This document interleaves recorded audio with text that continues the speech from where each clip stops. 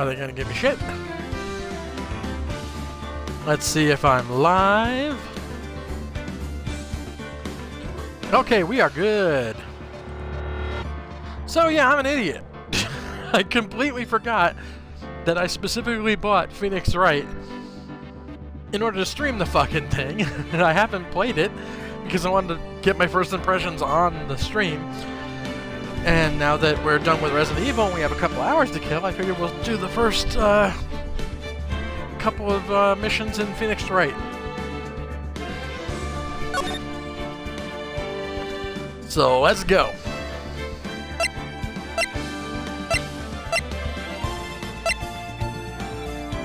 Alright. I believe this is the first one.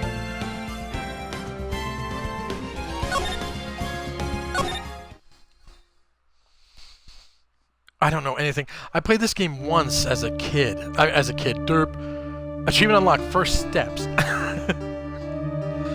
So I played this when the DS first came out, or when it first came out on the DS.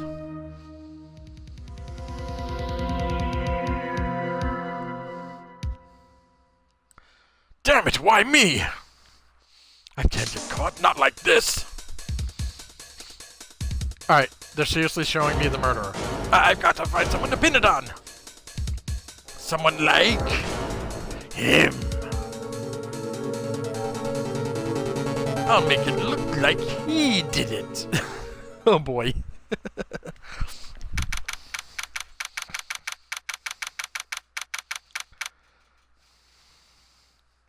August 3rd, 1947 a.m. 9:47 a.m. District Court, Defendant Lobby Number 2.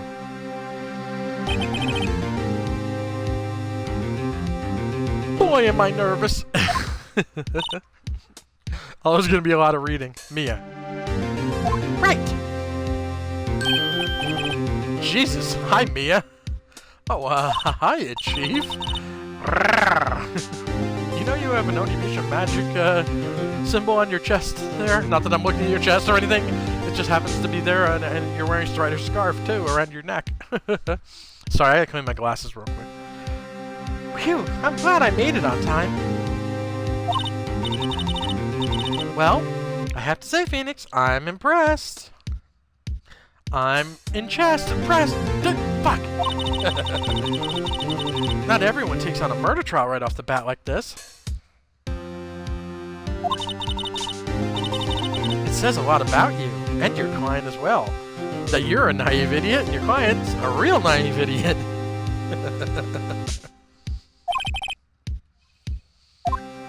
Thanks? Actually, it's because I owe a favor. A favor? You mean you knew the defendant before this case? Yeah? Actually, I kinda owe my current job to him. He's one of the reasons I became an attorney. Well, that's news to me, and conflict of interest, so I can't let you do this. I want to help him out any way I can.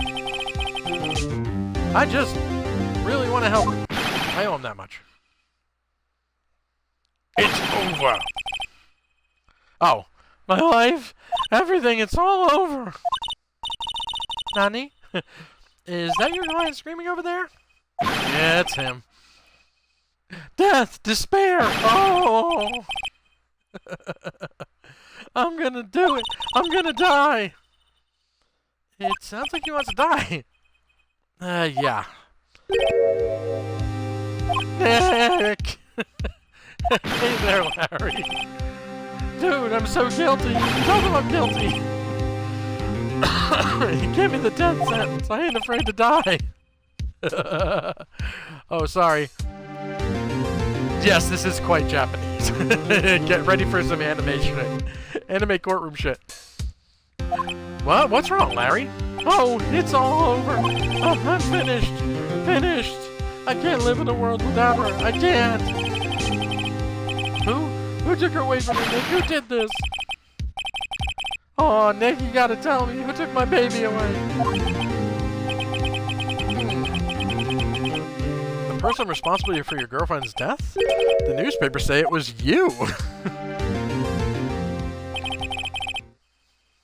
My name is Phoenix Wright. Here's the story. My first case is a fairly simple one. He's so guilty. A young woman was killed in her apartment. The guy they arrested was the unlucky sap dating her. Larry Butts. My best friend since grade school.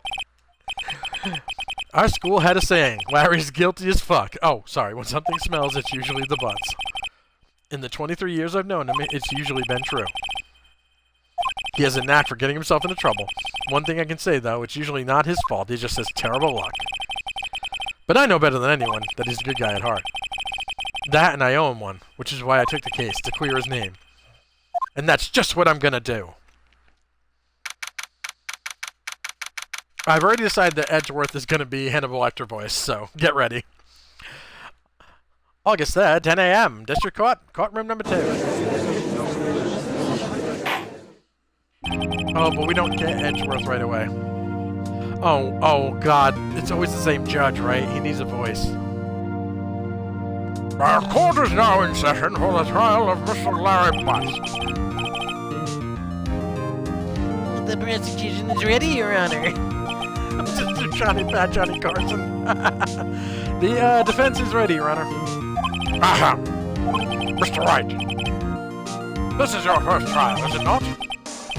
Yes, Your Honor. I'm a little nervous. Your conduct in this trial will decide the fate of your client. Murder is a serious charge. For your client's sake, I hope you can control your nerves. Thank you, Your Honor. Mr. Wright, given the circumstances, I think we should have a test to ascertain your readiness. Say what? Yes, Your Honor. Gulp. And shaking. I say, fading. This test will consist of a few simple questions. Answer them clearly and concisely. Please state the name of the defendant in this case. The defendant? That's Larry Butts, Your Honor. Correct. Just keep your wits about you and you'll do fine. Next question. This is a murder trial. Tell me, what's the victim's name? Did we say the victim's name? Ooh, I know this one. Glad I read the case report cover to cover so many times. It's... wait. Uh-oh. No way, I forgot. I'm drawing a total blank here. Phoenix, are you absolutely sure you're up to this? You don't even know the victim's name? Oh, the victim. Oh, of course I know the victim's name. I just forgot temporarily. I think I feel a migraine coming on. Look, the victim's name is listed in the court record. Press the right bumper to check it any time, okay? Remember to check it often. Do it for me, please. I'm begging you, with my heaving chest. Mr. Wright, who is the victim in the case?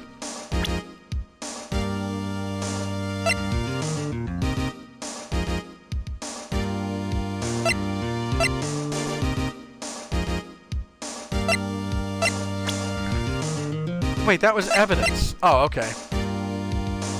Cindy Stone. Okay. Cinder Block. The victim's name after minutes of deliberation is Cindy Stone. Correct. Now tell me, what was the cause of death? She died because she was...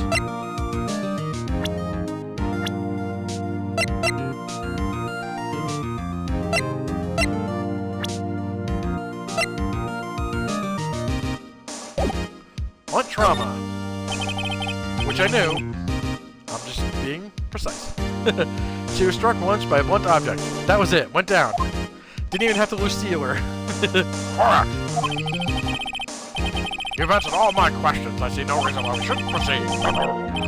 You seem much more relaxed, Mr. Wright. Good for you. Thank you, Your Honor. Because I don't feel relaxed, that's for sure. Well then. First, a question for the prosecution, Mr. Payne. Yes, Your Honor. As Mr. Wright just told us, the victim was struck with a blunt object. Would you explain to the court just what that object was? Indubitably, the murder weapon was this statue of the Thinker. It was found lying on the floor next to the victim. I see. The court accepts it into evidence. Statue added to the court record. Right. Be sure to pay attention to any evidence added during the trial. That evidence is the only ammunition you have in court. Use the right bumper to check the court record frequently. Mr. Payne, the prosecution may call its first witness.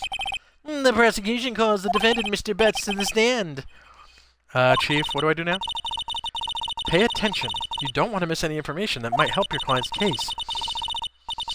You'll get your chance to respond to the prosecution later, so be ready. Yes, there is a Professor Layton versus Phoenix Wright game. I did know that. I should do a Professor Layton game. They are fun. I didn't play one after this. I played the first two, I think. Let's just hope he doesn't say anything unfortunate. Uh-oh. Larry gets excited easily. This could be bad. The eye twitch. Mr. Butts, is it not true that the victim had recently dumped you? Hey, watch it, buddy! We were great together. We were Romeo and Juliet, Cleopatra and Mark Antony, and any other couple that died. Didn't they all die? I wasn't dumped. She just wasn't taking my phone calls or seeing me, ever. Look at that eye twitch. What's it to you, anyway? Mr. Butts, what you describe is generally what we mean by dumped. In fact, she had completely abandoned you and was seeing other men. She had just returned from overseas with one of them the day before the murder. What do you mean, one of them? Whoa. Okay, hold on. Let's just ease into this a little bit. That translation's a little rough. Lies! All of it lies! I don't believe a word of it! Your Honor, the victim's passport. According to this, she was in Paris until the day before she died. Passport added to the court record. Indeed. She appears to have returned the day before the murder. Dude, no way! The victim was a model, but did not have a large income. It appears that she had several sugar daddies. Daddies? Sugar? Yes, older men who gave her money and gifts in exchange for the pussy. She took their money and used it to support their lifestyle. Dude! We can clearly see what kind of woman this Miss Stone was. She deserved to be bludgeoned to death. Tell me, Mr. Butts, what do you think of her now?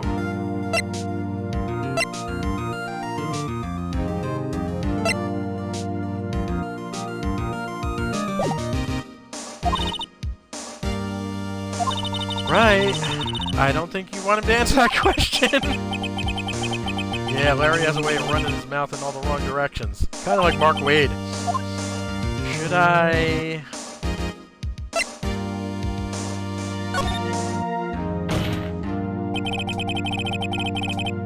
My client had no idea the victim was seeing other men. That question is irrelevant to this case. Wins! Dude, Nick, what do you mean irrelevant? That cheat dog. I'm gonna die. I'm just gonna drop dead. Yeah, and when I meet her in the afterlife, I'm gonna get to the bottom of this. Let's continue with the trial, shall we? I believe the accused motive is clear to everyone. Yes, quite. Oh boy, This is not looking so good. Next question. You went to the victim's apartment on the day of the murder, did you not? No. Well, did you or did you not? Huh? Well, maybe I did, maybe I didn't. Oh no, he went. What do I do?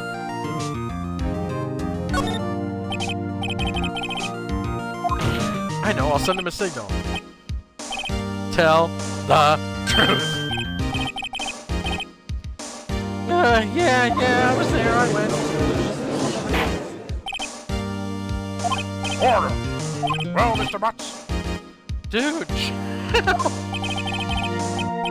she wasn't home, man, so, like, I didn't see her. Oh, I could have done a shaggy stamp. Your Honor, the defendant is lying. Lying? The prosecution would like to call a witness who can prove Mr. Butts is lying. Well, that simplifies matters. Who is your witness? The man who found the victim's body just before making the gruesome discovery. He saw the defendant fleeing the scene of the crime. Rhubarb. Order in the court. Mr. Payne, the prosecution may call as witness. Yes, Your Honor. This is bad. On the day of the murder, my witness was selling newspapers at the victim's building. Please bring Mr. Frank Sawit to the stand. Saw it? Really? You'll get fired, motherfucker! Mr. Sawit, you sell newspaper subscriptions. This is correct. Man, how do... Come on, what... Ah, goddammit. Oh, yes. You know what? I'm just gonna approve it. Fuck it. I'm just gonna approve it. Oh, yes. Newspapers, yes. Mr. Sawit, you may proceed with your testimony. Please tell the court what you saw on the day of the murder.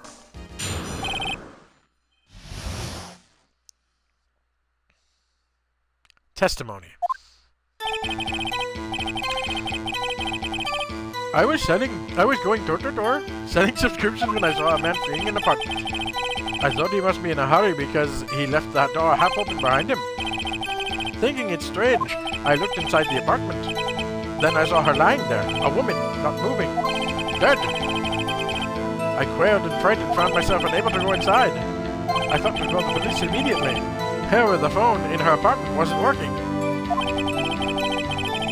I went to a nearby park and found a public phone. I remember the time exactly. It was 1 p.m.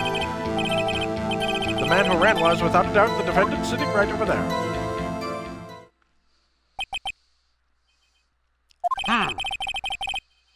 Mary, why didn't you tell the truth? I can't defend you against a testimony like that. Incidentally, why wasn't the phone in the victim's apartment working? Your Honor, at the time of the murder, there was a blackout in the building. Aren't phones supposed to work during a blackout? Yes, Your Honor. However, some cordless phones do not function normally. The phone that Mr. Sawit used was one of those, Your Honor. I have a record of the blackout for your perusal. 7-hour blackout? It wasn't even raining. Blackout record recorded added to the court record. Now, Mr. Wright. Yes, Your Honor. You may begin with your cross-examination. Cross-examination, Your Honor? Alright, this is it. The real deal. What exactly am I supposed to do? Why, you expose the lies in the testimony the witness just gave. Lies? What? He was lying? Your client is innocent, right? And that witness must have lied in his testimony. Or is your client really guilty? Nani! How do I prove he's not? You hold the key. It's in the evidence. Compare the witness's testimony to the evidence at hand. There's bound to be a contradiction in there. First, find contradiction between the court record and the witness's testimony. Then, once you find contradicting evidence, present it and rub it in the witness's face. Bad dog! Okay. Open the court record with the right bumper, then point out contradictions in the testimony.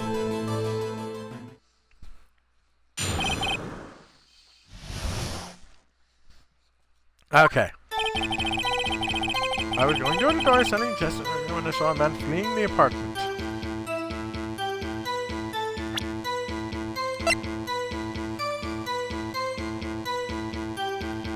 Wait, the autopsy says it was between 4 and 5.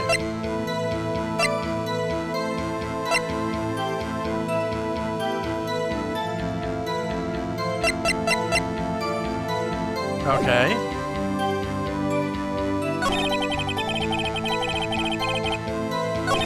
Behind him, okay. Take this right over to the apartment.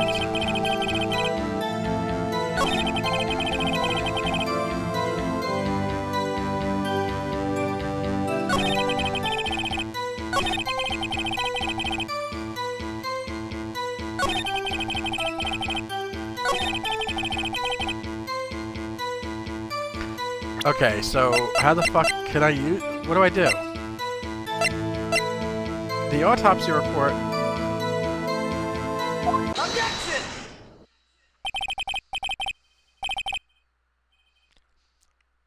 You found the body at 1 p.m., you're sure? Yes, it was 1 p.m. for certain. Frankly, I find that hard to believe. Your statement directly contradicts the autopsy report, motherfucker. The autopsy notes the time of death at sometime after 4 p.m. There was no body to find at 1 p.m. How do you explain this 3-hour gap? Oh, that. No.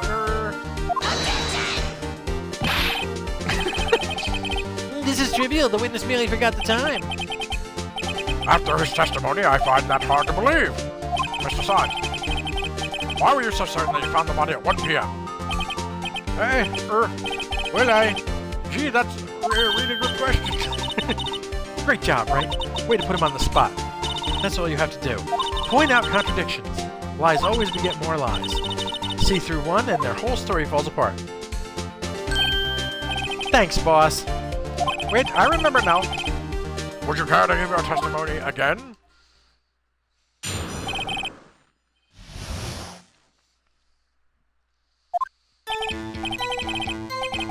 You see, when I found the body, I heard the time. There was a voice saying the time. It was probably coming from the television with no power. Oh, but it was 3 hours off, wasn't it? I guess the victim must have been watching a video of a taped program. That's why I thought it was 1 p.m. Terribly sorry about the misunderstanding. I see. You heard a voice saying time on a taped program. Mr. Wright, you may cross-examine the witness. Right. You know what to do. I got this one.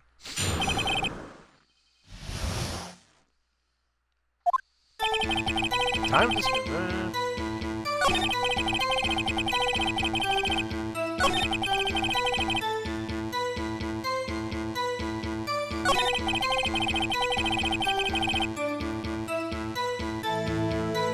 I don't know where to,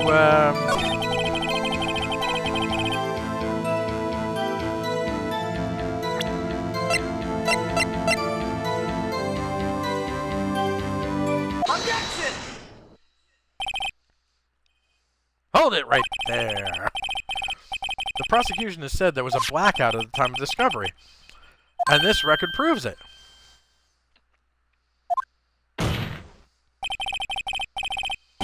You couldn't have heard television or a video. I went... An event has a point. Do you have an explanation for this, Mr. Sarge? She was watching a video on YouTube on her phone. No, I find that quite puzzling myself, right? Wait! I remember now. Mr. Sarge, the court would prefer to hear an accurate testimony from the very beginning. These constant corrections are harming your credibility. That, and you seem rather distraught. My apologies, Your Honor. It must have been the shock of finding the body. Very well, Mr. Todd. I'm almost doing a Nixon. Let's hear your testimony one more time, please.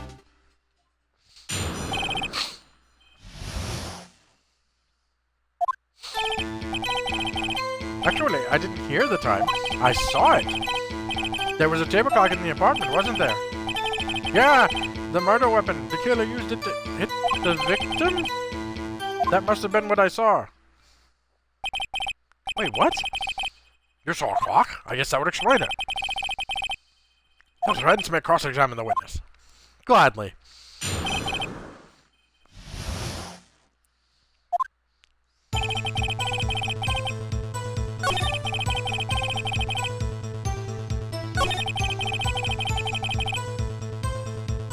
And, we can use this. Wait just a moment. The murder weapon wasn't a clock. It was the statue. Now how is this supposed to be a clock? What? You with your objections and your evidence. Just, who do you think you are? Just answer the question, Mr. Saw. Hey, I saw it now, okay? That's a clock. Your Honor, if I may. Yes, Mr. Payne. As the witness stated, the statue is indeed a clock. Then act as a switch, you just tilt it and it says the time out loud. As it doesn't look like a clock, I submit it as a statue. My apologies. I see. So, the murder weapon was a table clock after all. Well, Mr. Wright, it appears that the witness's testimony was correct. This is a clock. Do you have any problems with this testimony now?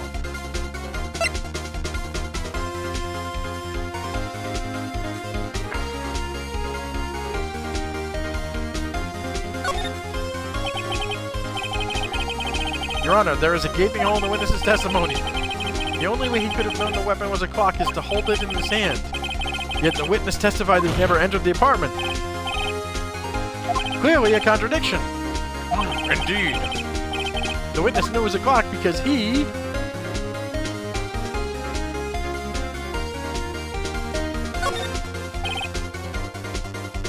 You're lying! You were inside the apartment on the day of the murder. Oh yeah? Prove it. Prove I went in there. I'll do better than that. I can prove you were the one who killed her. You struck her with the clock, and the shock of the blow triggered the clock's voice. That was the sound you heard. Order in the court. Intriguing. Please continue, Mr. Wright. Yes, Your Honor. Mr. Zoid. The sound must have left quite an impression on you. Understandable, since the murder weapon spoke just as you hit the victim. That voice was burned into your mind. That's why you were so certain about the time. What's the meaning of this? This is all baseless conjecture. Baseless? Just look at the witness's face! Would the witness care to elaborate? Did you strike the victim with the clock? I never... Look, the clock, I heard... No, I mean, I saw it. Wah! Shut up, shut up, shut up, shut up! I hate you! It was him, I tell you, I saw him! He killed her and he should burn, give him death! Order in the court, I say. Your Honor, a moment, please. There isn't a shred of evidence supporting the defense's claims. Mr. Wright. Your Honor, you claim the sound the witness heard came from the clock. Did you have any evidence? The whole case is riding on this. I better think it through carefully. Your Honor, the sound Mr. Sword heard was definitely this clock. A fact which is clear if you simply...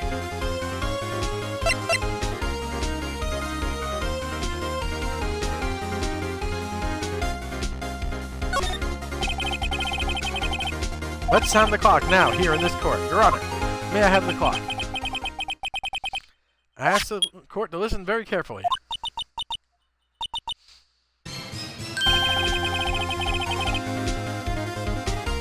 That certainly is a strange way to announce the time. Well, he is the thinker, after all. So, we've heard the clock. What are your conclusions, Mr. Wright? Mr. Payne, can you tell me what time it is now? It's 11:25. As you can see, this clock is exactly 3 hours slow. Precisely the discrepancy between between what Mr. Sawat heard and the actual time of death. So, Mr. Sawat, try to talk your way out of this one. Ha! Ha! Ha! Well played, sir. You forgot one thing. Uh-oh, what's he talking about now? While it may seem like the clock is running 3 hours slow, it proves nothing. How do you know it was running 3 hours slow on the day of the murder? If you can't prove that, you don't have a case. He's right. How am I going to prove that? Damn it, I was so close. Mr. Wright, it seems you lack the critical evidence to support your claim. Yes, Your Honor. This means I cannot let you indict the witness. Unfortunately, this ends the cross-examination of Mr. Frankside. I come all the way down here to this man. Look what happens. You treat me like a criminal. A criminal! You lawyers are all slime. Excuse me. I almost had him. Wait, did I fuck up? Sorry, Larry. I failed you. I fucked up? There's nothing I can do about it now. Not so fast, Mr. Sawyer. Hey, boss. Chief. Listen up, Wright. Don't throw this one away. Not like this. Think. But, Chief, it's over. I can't prove the clock was slow the day of the murder. Nobody can prove that. Well, yes. That doesn't mean you can't still win. Try thinking out of the box. Don't waste time doubting the facts. Assume the clock was 3 hours slow and think through it. Ask yourself, Why was the clock 3 hours slow? Figure out the reason, then you'll have your proof. Right? Can you think of a reason as to why the clock would be 3 hours slow? Yes, because she was in Paris. Wait! Maybe I can prove it. You must have evidence somewhere that can prove it, right? Find it and let him have it. Well, Mr. Wright, you say the clock was already running slow on the day of the murder. Have you found evidence to support this claim? This music's good, by the way. Good 90s Capcom music. Or it might be 2000s. Of course! There's a piece of evidence in the court record that can prove my claim beyond a doubt. Ha! Stop words! Let's see you pull this one off! Let's see this evidence that proves why the clock was running slow.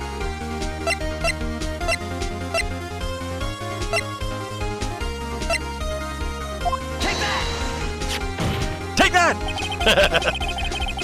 The victim had just returned home from abroad the day before the murder. As we all know, the time difference between here and Paris, is 9 hours. When it's 4 p.m. here, it's 1 a.m. the next day there. The clock wasn't 3 hours slow, it was 9 hours fast! The victim hadn't reset her clock since returning home. That's why the time he heard when he struck her dead in her apartment was wrong. Proof enough for you, Mr. Sword? Or should I say, Mr. Did It?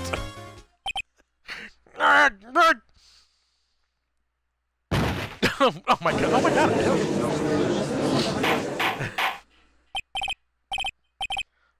Order, I say. Well, this case has certainly turned out differently than we all expected. Mr. Payne, your witness. He was arrested and has been taken away, Your Honor. Very well. Mr. Wright. Yes, Your Honor. I have to say I'm impressed. I don't think I've ever seen someone complete a defense so quickly and find the true culprit in the same time. Get used to it, Your Honor. Thank you, Your Honor. At this point, this is only a formality, but this court finds the defendant, Mr. Larry Butts, not guilty. Who brought the damn confetti? And with that, this court is adjourned.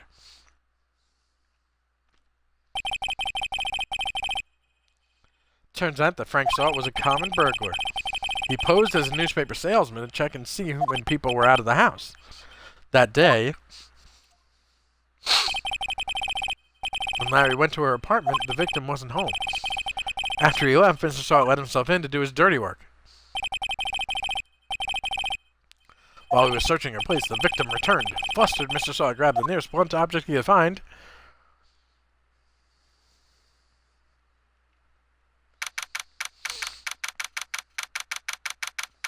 August 3rd, 2:32 p.m. District Court, Defendant Lobby number 2. Whew, I still can't believe we won. Right, good job in there. Congratulations. The thanks, Chief. I owe it all to you. Not at all, not at all. You fought your own battles in there. It's been a while since I've seen the trial, and on such a satisfying note. I've never seen the Chief looking this happy. If she's this glad, imagine how Larry must feel. My life is over! Larry, you're supposed to be happy. What's wrong now? Aw, Nick. Don't worry about me. I'll be dead and gone soon. Good. Wait, what? No! I mean, bad! Bad, bad, bad! Larry, you're innocent. This case is closed. But my Cindy Windy's gone, man. Gone forever. Larry, she was a... Never mind. She was a whore, Norman. Congratulations, Harry. Harry? Yes, you. I can practically see the headlines now. Harry Butts innocent. Thanks. I really owe you one. I won't forget this ever. Let's celebrate. Dinner? Movie? My treat. Oh, no, I couldn't. You're far too big a loser. Hey, I was the one who got you off the hook, asshole. Oh, hey. Here, take this. It's a present. How did you get the murder weapon? A present? For me? Wait, wasn't this evidence said? Actually, I made this card for her. I made one for her and one for me. Really? You? You made this? Well, thank you. I'll keep it as a memento. Oh, look who it is! Are you announcing yourself as a whore, or are you just showing up the yellow word and leave? Yo, Nick! Can you believe it? I was so into that chick. And she was just playing me for a fool. Meanwhile, she's a gold-digging woman using rich guys for money. This guy doesn't have a pot to piss in. He hired me as a lawyer. Doesn't that make you want to cry? Larry. Are you so sure? Squeeze me? Yes. Fair enough, sir. I think she knew quite a lot of you in her own way. Nah, you don't gotta sympathize with me. It's okay. Oh, I'm not just sympathizing, really. Isn't that right? Don't you have something to show your friend? Something that proves how she felt about him? Huh? Oh, yeah, right. Her diaphragm. No, wait. What the heck is she talking about?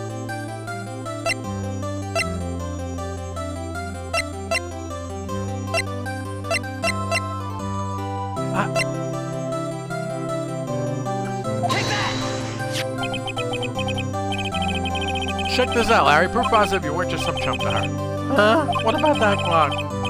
This is the clock you made for her, stupid. And she took it with her when she traveled. Whatever, she probably just needed a clock, that's all. You think so? It's a pretty heavy clock to take traveling. Well, make of it what you will. Hey, Nick. I'm glad I asked you to be my lawyer. I was gonna ask my cousin Vinny. Really, I am. Thanks. Hope that made him feel a little better.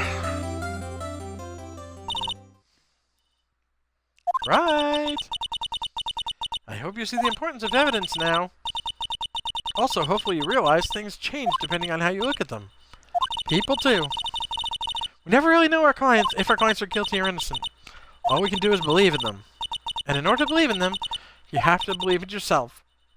Aww. Right. Listen, learn, grow strong. Never let go of what you believe in. Never. Well, I think our work here is done. Shall we be off? Yeah, I guess so. Say, how about dinner? On me. We'll drink a toast to innocent butts. Yes, Mommy. Yeah. Oh, speaking of Harry, you were saying part of why you became a lawyer was because of him. Yeah, part at least. You have to tell me more about it sometime. Maybe over drinks. I've seen this before. And so, my first trial came to a close. Larry slapped me on the back and said, Gee, Nix, it's good to have friends. I've got friends in low places. But I'm pretty sure he's not going to pay us unless you count the clock he gave me. I didn't know it then. But that clock was soon going to be at the center of another incident. And my promise to tell the chief about me and Larry would be one promise that I wouldn't be able to keep. Dun dun dun! The end. ... Question mark?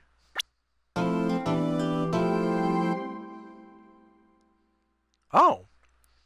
I don't remember this game having this kind of format.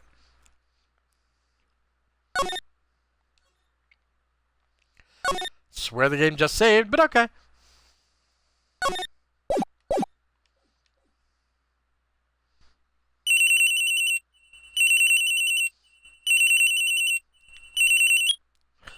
Okay, cell phones were a thing. Hello, this is Maya. Hey Maya, it's me. Mia! What's up? You haven't called in a while. Sorry, I've been so busy. How have you been? Well, lonely. And it's all your fault. Nah, I'm just teasing. I've been great. I'm finally getting used to having my own place. That's good to hear. Actually, I'm calling because I have a favor to ask. I know. You want me to hold evidence for you.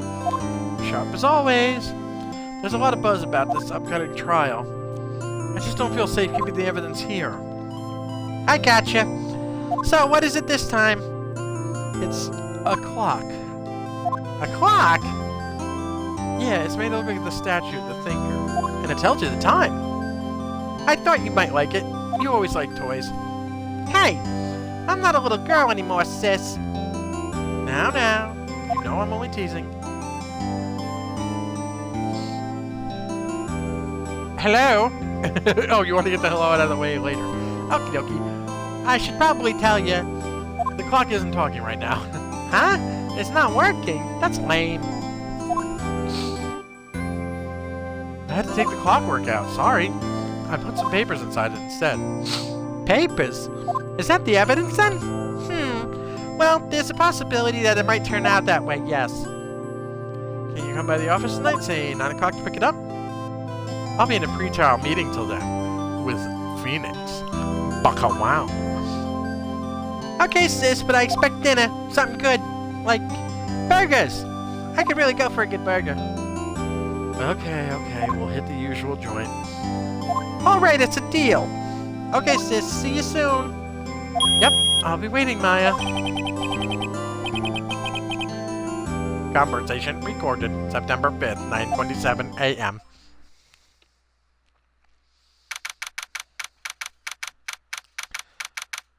September 5th, 8:57 p.m. Fay and Law Company and office, law offices.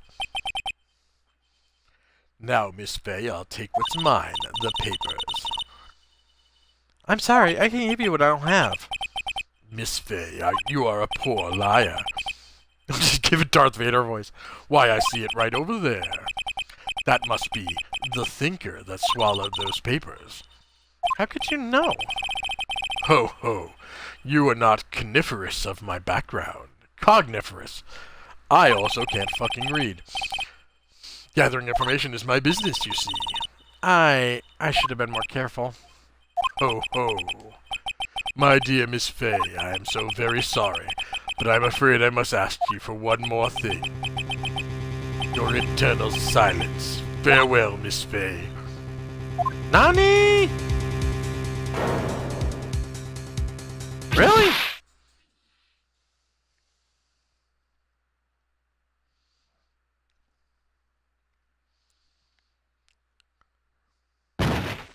Red, white, blue. They killed her off already? I thought we actually got a few trials with her. September 5th, 9:08 p.m. Fay and Company Law Offices. Uh-oh, I'm late. Huh? That's strange. Guess the chief left without me. She said her sister was coming over so we could all go out to dinner. Threesome? What's that smell? Oh no. Blood? Oh, okay. Nia? Maybe she's in her office.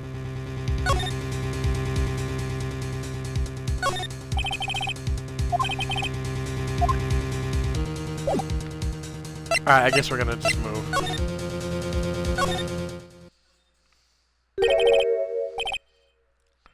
Ooh, that smell! Sis! Someone's hurt? Chief! Chief! Chief!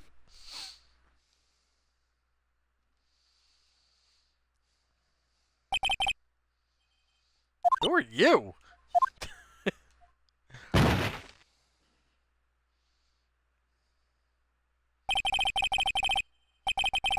This strange girl dropped out cold.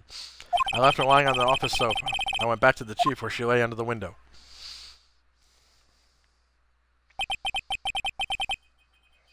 Her body was still warm. Damn it, Phoenix, stop touching her. I could feel it when I held her shoulder. Then, all too quickly, it began to fade. Until finally she was cold. Okay, creepo. Chief. Let's examine. Jeez. It's hard seeing her like this, but if there are any clues here... She was struck on the head with a blunt object. She probably died instantly. The thinker lying next to her must have been the murder weapon.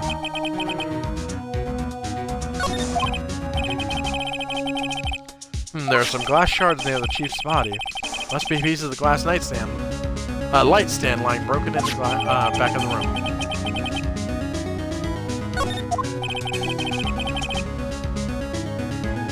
Nothing else that seems like a clue here. Piece of paper? It must have fallen from Mia's hand. What could it be? Was that there before? A word is written in blood on the scrap of paper. Maya. Did Mia write this? This piece of paper is a receipt from a department store, dated yesterday. I think that's enough snooping around for now. I better call the police. Yeah, you think? And find out what that girl was doing here.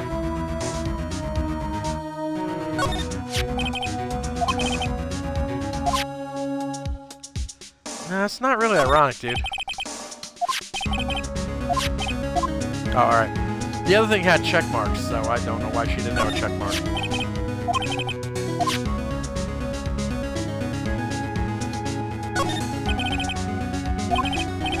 The chief's chair. A simple, functional design. Feels pretty good to sit in, too, especially on her lap.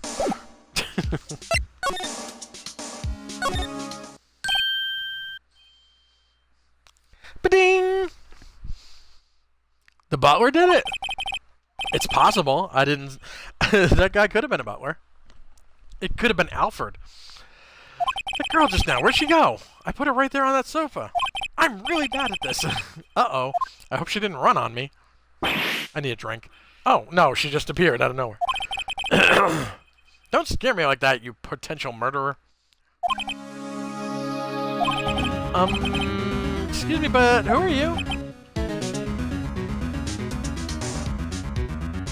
Don't you fade again. It's okay, I work here. And I wasn't totally just touching your dead sister. Maya. Maya Fey. Maya Fey. Maya. So Mia was writing this girl's name. Maybe I should show her the receipt? I never thought there'd be a use for evidence like this outside the courtroom.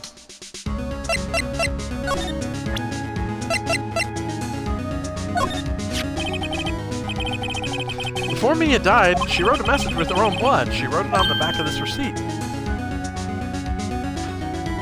Okay, you might, okay, maybe I shouldn't have done it. That's my name! Why? Why would she write my name? Please just calm down. Well, why would Sis write my name? Uh-oh, now I've done it. I'd better hurry up and call the police.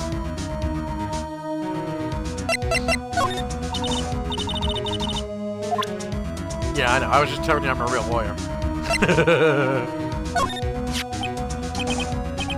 About the thinker. The thinker? That was... Oh, Sis! Probably shouldn't ask her about the murder weapon. Oh. This was right next to the chief. No, I saw it there too. I thought they might be pieces of the light stand. Maybe. Never heard of a glass light stand before.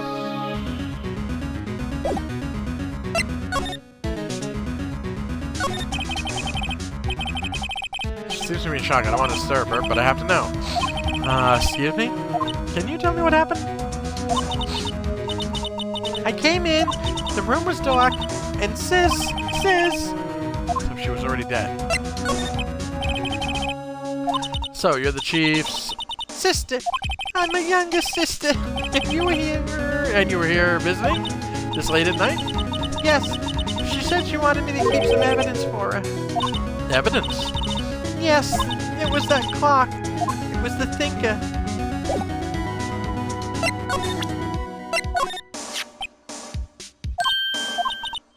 About the thinker. The thinker. That was... Oh. Sis, okay, sorry. Okay. Whatever.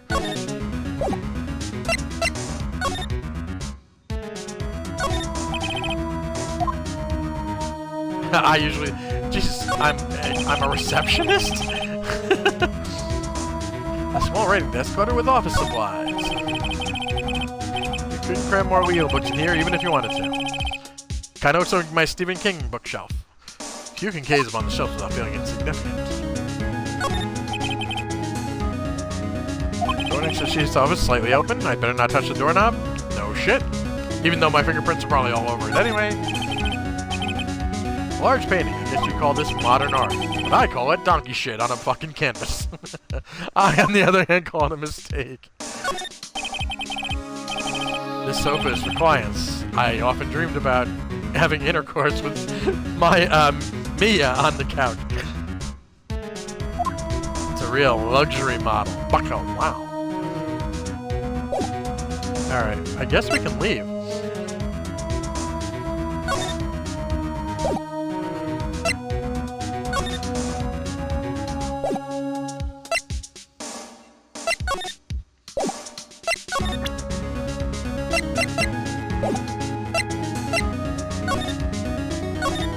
Huh, that's weird. Oh, okay.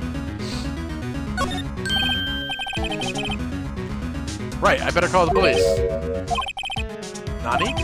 That's funny. A few of the screws on the receiver are missing. It looks like someone's halfway through taking it apart. Police! Please, come quick! What was that? Someone screaming from outside the window? She's staring right at me. She's coming right for us. She's holding her phone in her hand.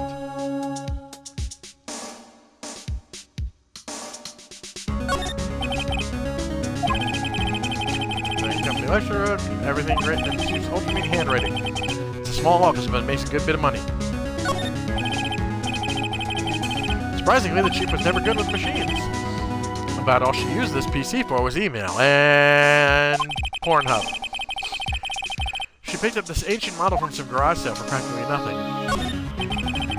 We can't check her browser history. It's locked. All the chief's important documents are packed in here. This is where she filed her case records and recent rulings.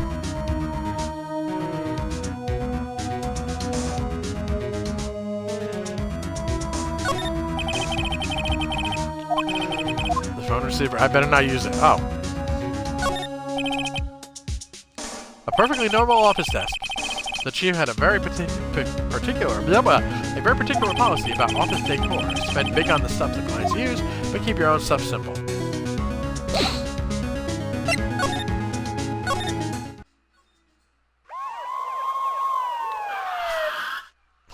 Woo!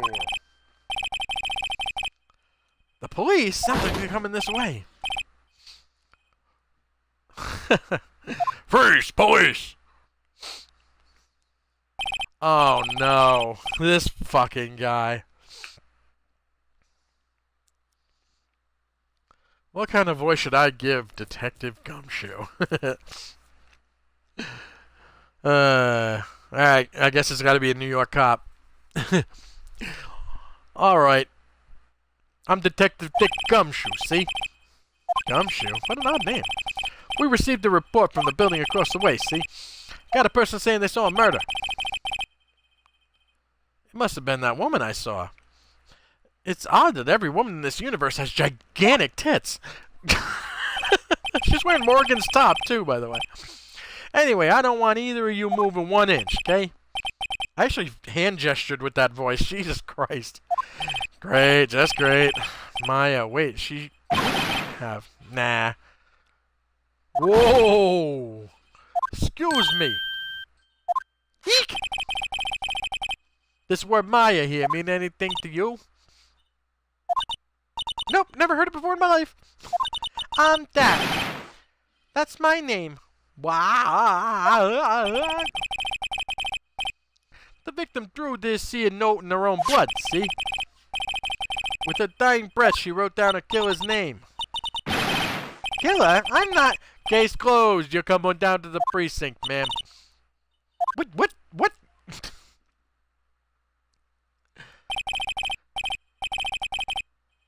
Mia's younger sister, Maya, was arrested on the spot.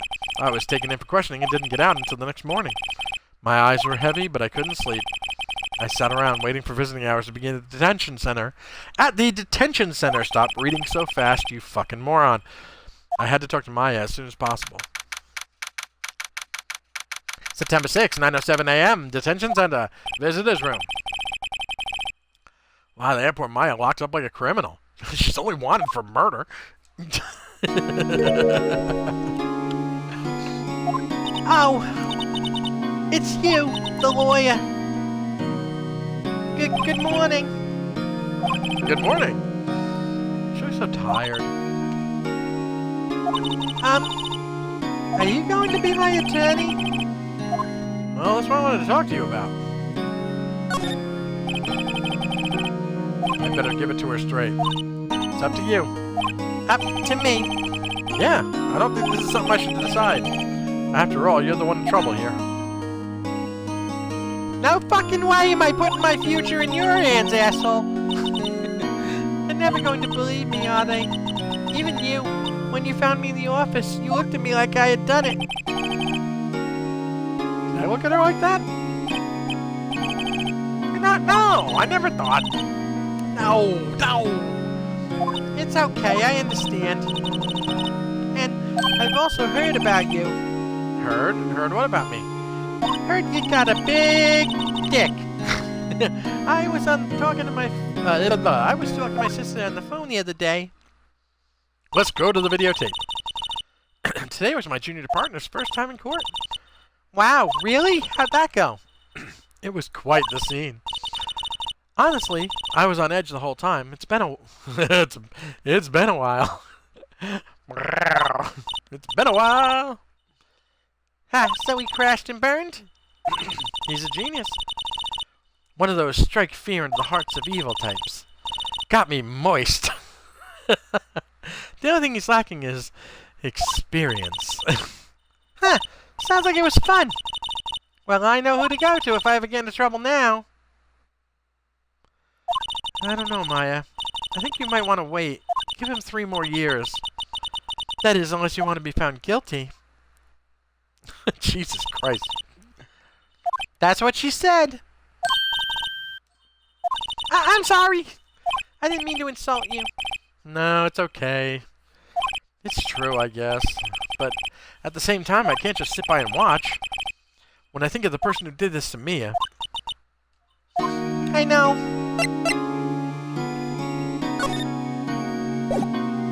Actually, hold on a minute. Let me examine... Oh, I want to examine her. Smile for the camera. This guy monitors visitors room. He hasn't moved an inch. A real pro, this guy.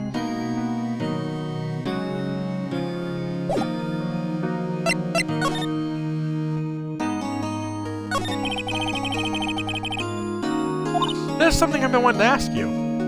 Yes? What's with the outfit? Oh, this? I'm a priestess for Akuma. This is what all acolytes wear. It's my uniform, you can say. Acolytes? You mean the guys who protected the Undertaker in the 2000s? Are you part of the APA? Acolytes? Like people in religious training? What is it you do? Oh, it's nothing strange, really. I'm a spirit medium. In training.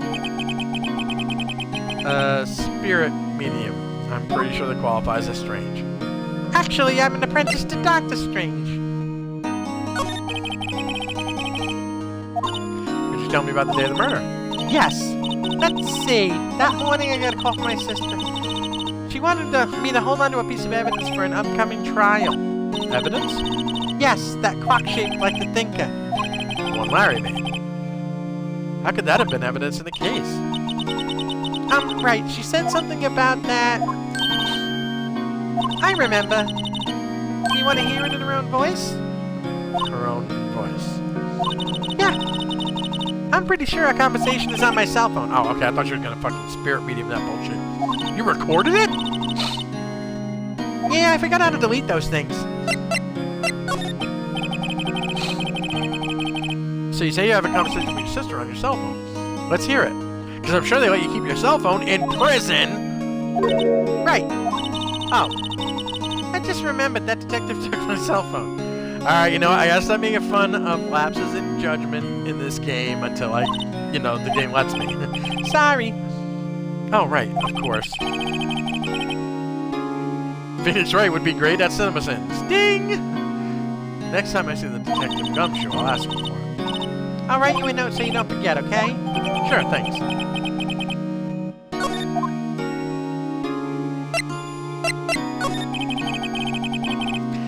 Did you tell me about the day of the murder? Sorry, I know it must be... Oh, sorry, I know it must be hard. No, it's okay. All I've been doing the last few hours is talking about it. Kinda gotten used to it. Let's see. That morning I got a call from my sister. She wanted me to hold on to a piece of evidence for an upcoming trial. That's the thinker who firing me. He practically qualifies as a serial murderer by now.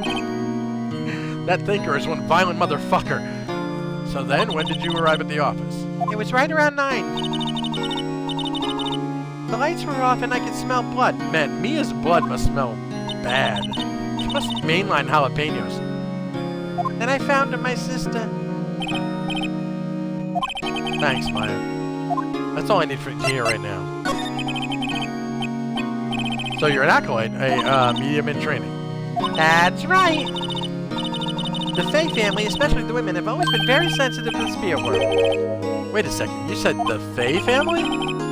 So Mia was into this stuff too? Of course. She left the mountain to follow a career, she said. Her powers were first class too. I had no idea. Maybe she's a force ghost. Wait. What?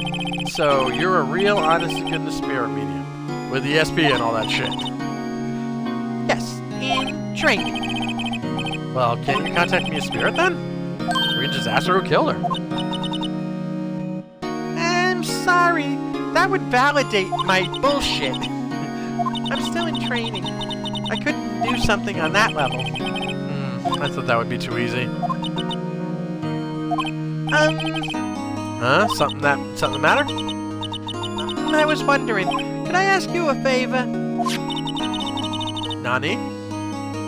This is the address of a famous lawyer. My sister gave me this a long time ago. She said if I was ever in trouble, I should call him.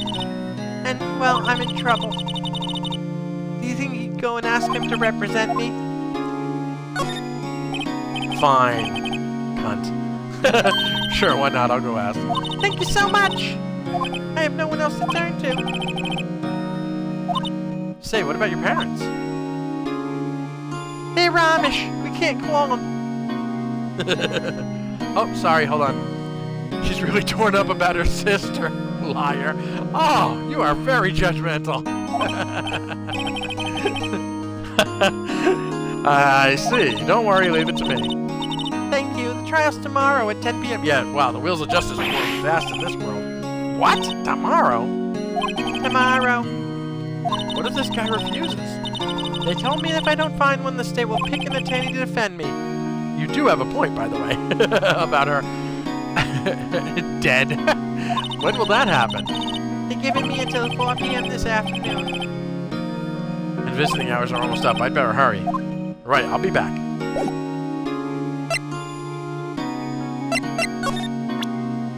I just want to present the thinker again real quick.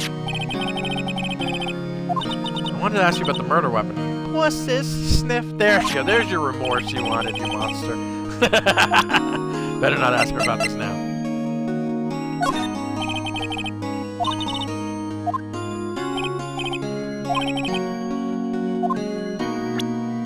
Alright.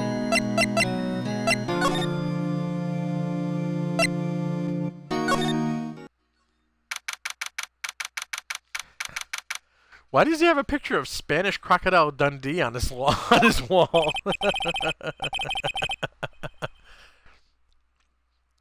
Oh my! That's true. God damn it! You're better at this than I am tonight.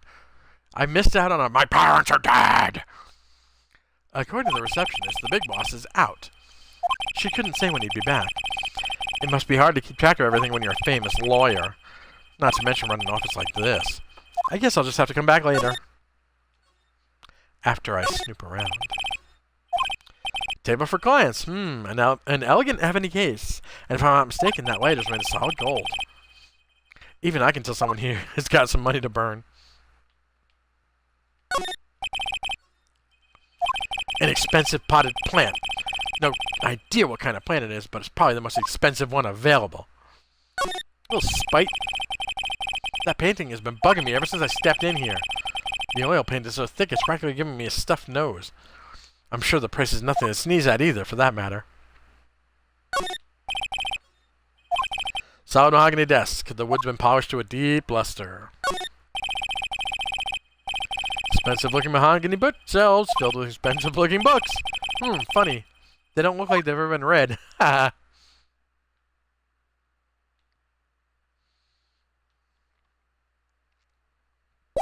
Alright.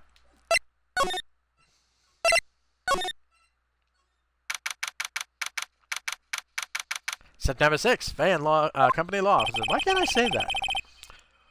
The office is filled with police officers. Oh, okay, we can talk to Gumshoe. They're all busily searching for clues. Hey, you there!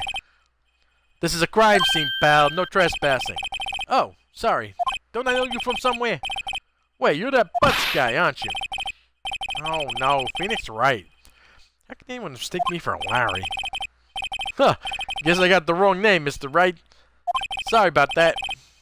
You're the right wrong, but the wrong right. Know what I'm saying? That Butts guy, he was a killer. And you're no killer, right? He was proven innocent. Alright, and you were... I could be a dick, but I'm not going to be a dick because I want the phone. Gumshoe, wasn't it? Ass. Hey, right, at your service. Hang on. That's Detective Gumshoe to you, pal. Anyway, get the name right. And don't go calling me Dick. Now I can't call him anything but. Hey, Dick, get over here. Yes, sir. But be right there. You're a lawyer, right, pal? If you got business here, you'd better do it quick. Whew, he thinks I'm my lawyer.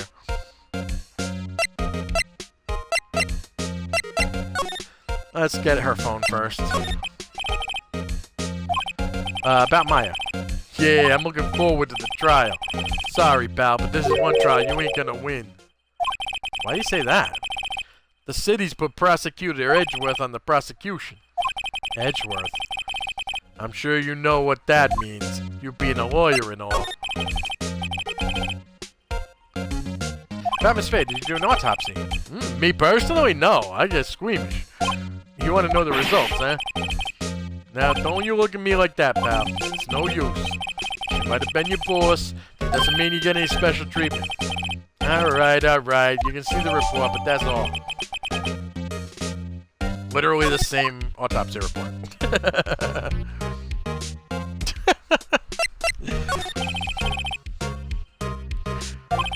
Prosecutor Edgeworth. That's right, pal. Mr. Miles Edgeworth himself.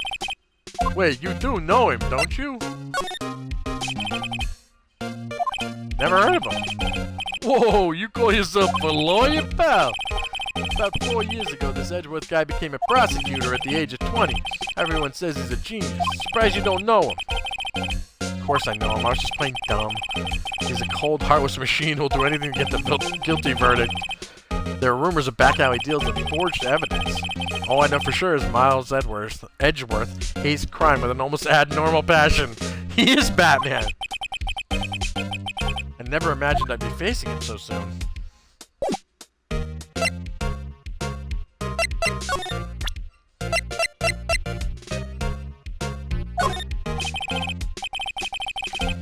I was wondering, did you see my face cell phone? Oh, that? I have that. You think you can give it back? Sure. I mean, wait a second, pal. Tricky lawyer.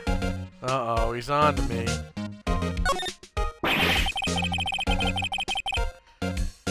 If you tell him what you want... okay. Something the matter? Oh, no, it's just, you know, detective. Nope, I know nothing, pal. The cell phone has a lot of numbers on it, like her boyfriend's. A cell phone holds all a little girl's sweetest and spiciest secrets. You're trying to confuse me! Well, yeah, She was probably wearing a perky bra. Sorry, pal. I already checked all the numbers in memory. Impressive. You're quite the detective. Uh-huh. Oh, here, you can have the phone back. There weren't any suspicious call records in there after all. Seems you didn't notice the recorded conversation.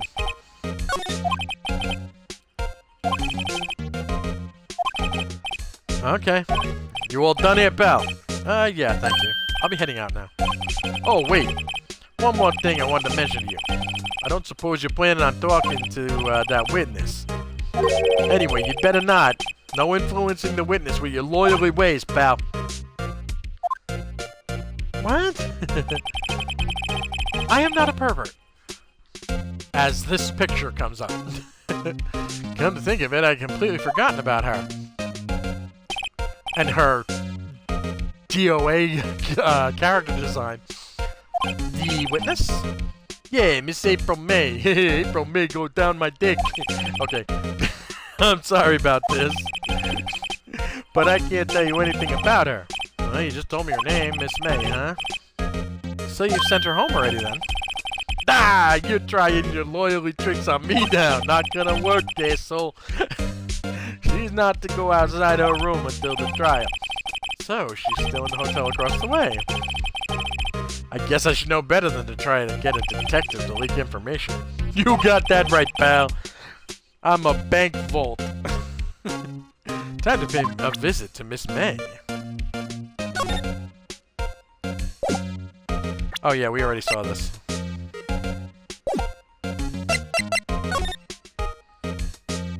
Let's take a look around. You know what? You should play this game. You can spot guilty people like that. Mia's favorite plant. Maya's. Mia. Damn it. I remember it had this bizarre name no one could remember. Borderline strict, the pal. Who was that? An old movie poster. Apparently, this was the first movie that made Mia cry when she saw it. I'll have to check it out one of these days. There's a horrendous amount of legal books here. Scarier still is that Mia probably read all these. Mia's desk. Perfectly clean as always. The only thing that's missing is Mia. And her chest. The sky is blue, and so am I. And so are my balls. There's that hotel right across the way.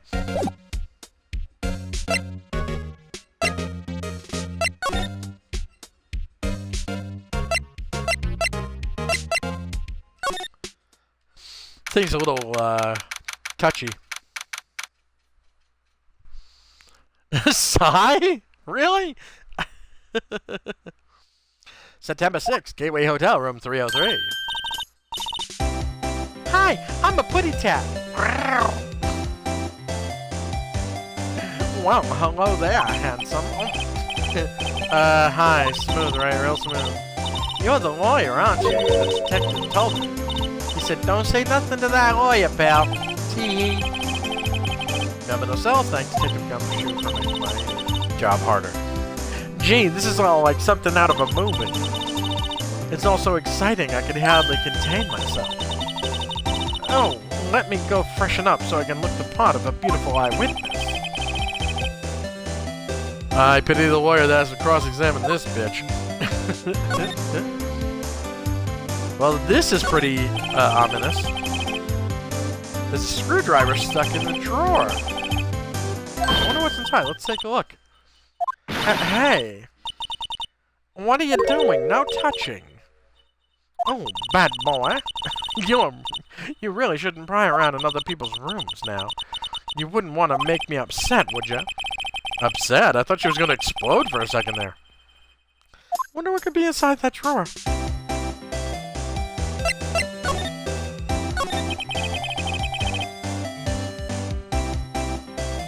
I wanted it.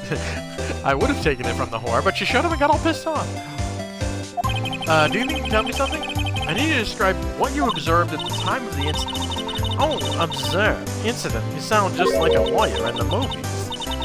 I like a man with a big vocabulary. Yeah, you love me, honey. Better not encourage her. Yeah, I might have heterosexual sex. You know that thing that happened the other day, the bad thing? What did you see when it happened? I don't suppose you could tell me about it? Pretty please? Let me see. Well, dream on. If you want to know, you'll just have to come to court tomorrow, Mr. Lawyer. Oh, boy. Could you just... Who exactly are you? Oh, Mr. Lawyer, are you hitting on me? Good lord, no. No, hey, I'm just doing my job here. Get your tits away. You know, you're cute when you blush. Believe me, this is the first time in my life I've blushed this much. Right. Can you just tell me what it is you do? Well, if you must know. No, you had your little hopes up, didn't you? Boy. See, there are 2 glasses on the table. Is someone staying with you, or are you just a fucking rampaging alcoholic? Oh, what amazing powers of observation. You must be one of those famous detectives like on television. No, not me. I'm just a video game lawyer. Say, Mr. Big Detective, why don't you go look for clues in the garbage, Miss May doesn't like nosy little lawyers. Oh, boy. He said, oh boy, more times than, Quantum Leap.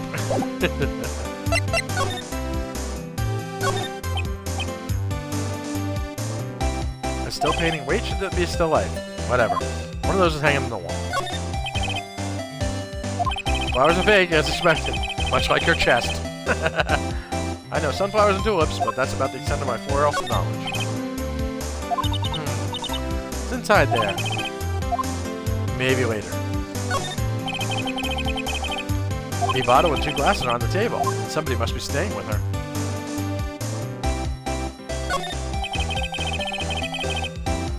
The late summer sunlight streams through the window. There's the Fay & Company Law Office building, of course. You can see the inside of the room pretty clearly from here. I think it would be a little difficult to recognize the face from this distance, though. The bed. I better not bring a black light.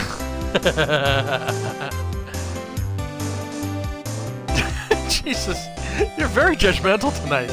Slut. And we can't be using the dick word, remember? Simple bed. It's been recently made. Nothing eye-catching here. He can smell blood, but he can't smell the gallons of semen in this bed. Alright, I guess we gotta go.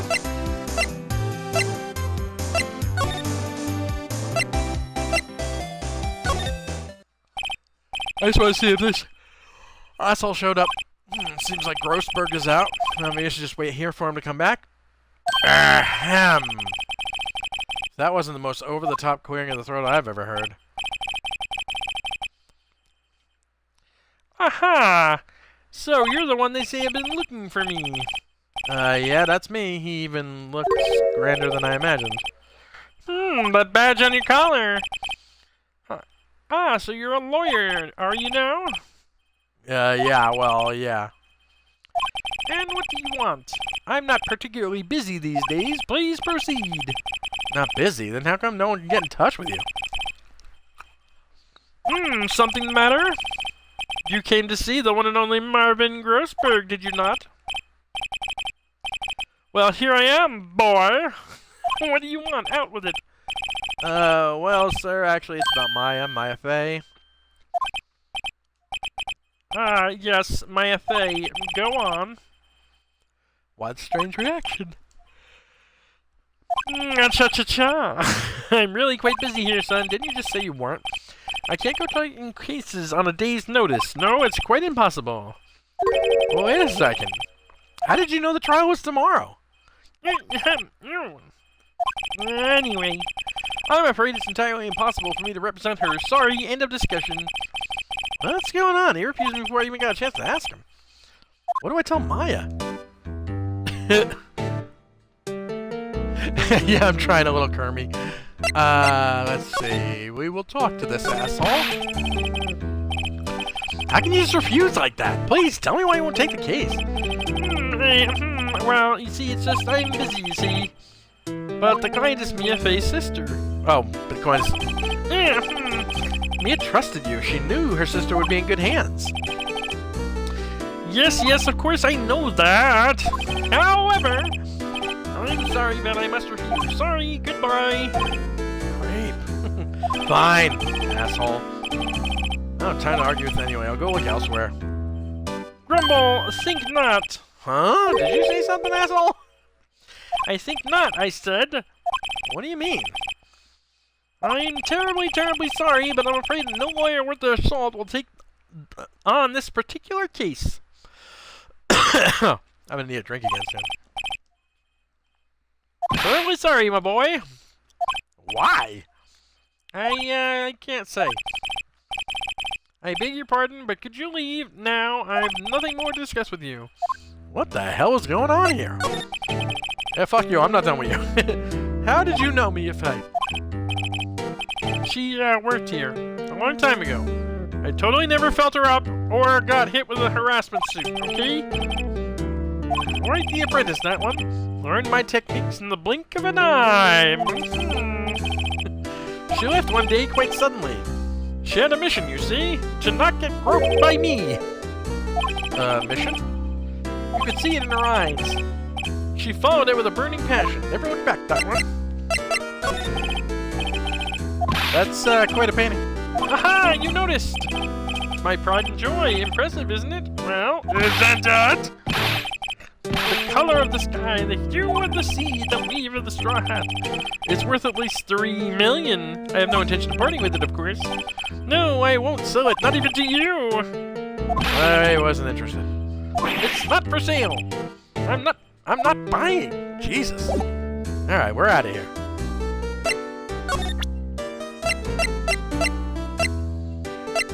I don't have that note anymore. Alright.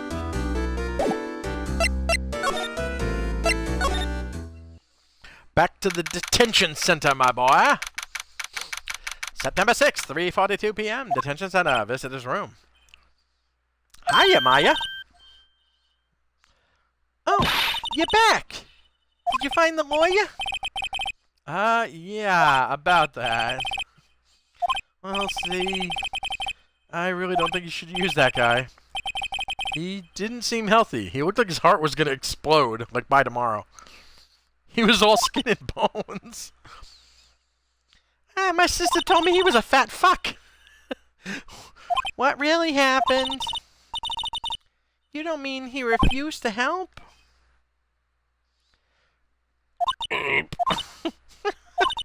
I see.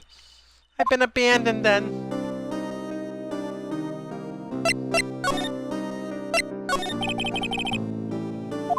What about your family? I only had my sister. My parents are dead! Yay! My father died when I was very young, and I don't know where my mother is. Don't know? So she could still be alive? Uh-oh. My parents might not both be dead! The women in my family have been mediums for generations. They say a lot of spiritual power runs in our blood. About 15 years ago, our family was involved in an incident. Sorry, this voice isn't easy. There was a man and he ruined our mother's life. Ruined? I think he ruined her poo-ha.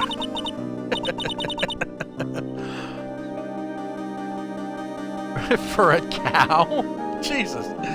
After that, she disappeared. Several years after that, my sister announced she would become a lawyer, and she left the mountain. So, you live by yourself? Yes. I've gotten used to it. Oh, also, I had to become independent, or I would lose my powers. Wait, what? I feel bad for her all by herself up on that mountain. Your mother's enemy! Yeah. So, who was this man who ruined your mother? You know what I mean? Wink, wink, nudge, nudge. Sorry, I needed a drink. This is a lot of reading. About 15 years ago, there was an unusual murder case. It made quite a stir. Everyone was talking about it, apparently.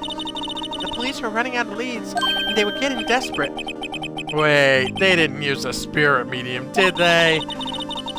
The police convinced my mother to try and contact the victim. Wow, they were desperate. So, what happened?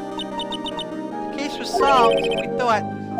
You thought. The man my mother helped the police capture was innocent. The ghost was a filthy liar. What? The police's consultation with the medium had been carried out in secret, of course, but a man found out about it and leaked it to the press. He told all the papers that my mother was a fraud, and the media jumped on it big time. Yeah, because that's what the media does. She, my mother, became the laughingstock of the nation. Then how do we not know about it? I see. White. Excuse me? White? That was his name, my sister told me. White? Just a little longer now before the state-appointed lawyer comes, I guess.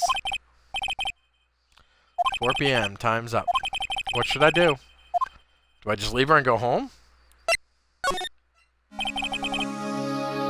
I've made up my mind. I'm going to defend you whether you want me to or not. I don't think that's how this works. Why? Why? Well...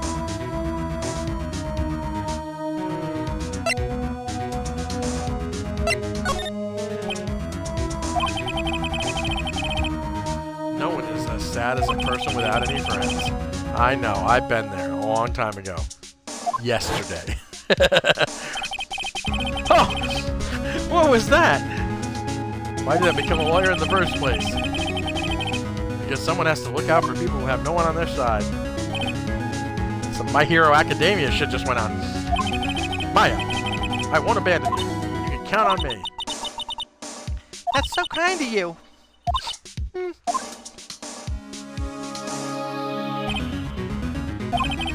Well, let's fight this one and get you out of here. Right. Thank you. Oh, she smiled at last. She was an entirely different person. One last question. You are innocent, right? Yes. And I trust you. So you trust me too, okay? It's a deal. So, what next? There's something that's been bugging me. Just what was in that strange woman's apartment? Drawer, rather. It was when I tried to look in that drawer that she got all defensive. There has to be something in there.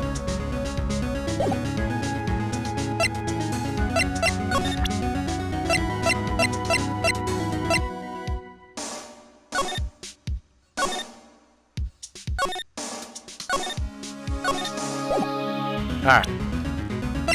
That was bugging me. Okay.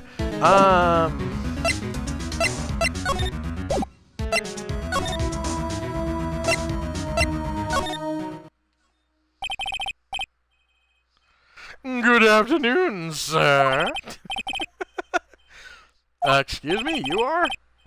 I beg your pardon, sir. I am the bellboy of this establishment. At your service, sir. This entire hotel has one bellboy, so I am one busy motherfucker. Oh, right. I've just come up to deliver room service, sir. Do you know where Miss May might be? I believe our guest, Miss May, is currently using the, facilities. If you've no need of anything, I'll be taking my leave.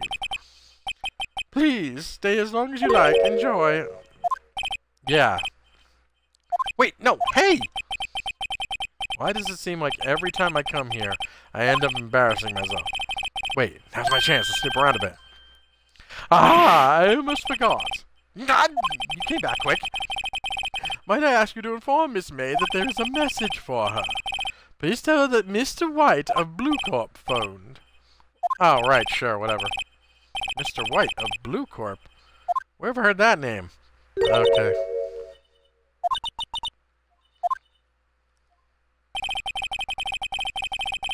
White was the name of the guy who ruined me and Maya's mother. That's quite a coincidence.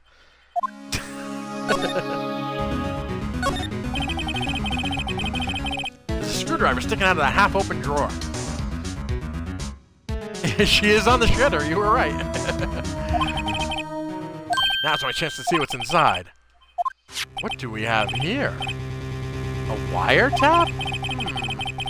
What would a woman like her be doing with a thing like this?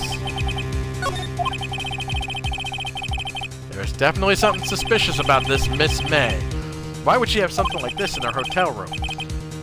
There's a story behind all this. I know it.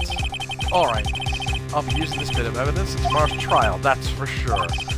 For Maya's sake, I'll get to this woman's bottom. Wait, I mean, you know what I mean. Yeah, I'll tongue fuck her turd cutter. That's what I mean. Oh, bellboy, still there? Uh-oh, time to scram. I look forward to tangoing with you tomorrow, Miss May. In court.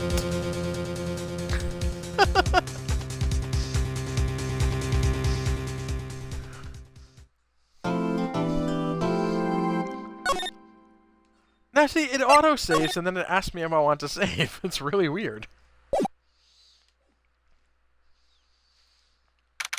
Although that's probably an emulation issue, now that I think about it. September 7th, 10 a.m., District Court, courtroom number 1.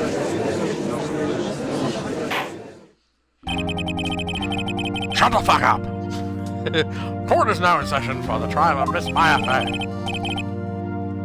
The prosecution is ready, Your Honor. I do love that voice. The defense is ready, Your Honor. Miles Edgeworth. I better not show any signs of weakness today, or he'll be on me in an instant. Mr. Edgeworth, please give the court your opening statement. Thank you, Your Honor. The defendant, Miss Maya Fay, was at the scene of the crime.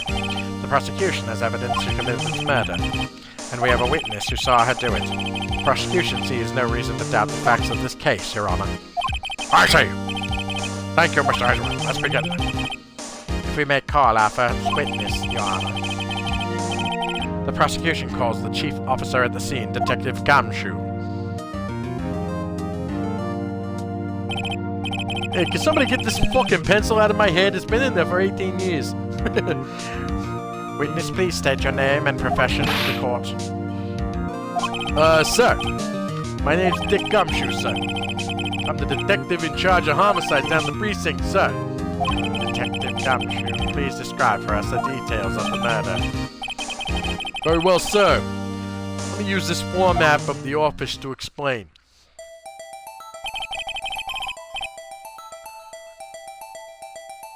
The stiff is Miles Edgeworth, who gets his own game eventually, by the way. The body was found by this window here. And the cause of death? Loss of blood due to being struck by a blunt object, sir. Basically, he bashed the fucking brains in. The murder weapon was a statue of the thinker, found next to the body, sir. It was heavy enough to be a deadly weapon, even in a girl's hand, sir.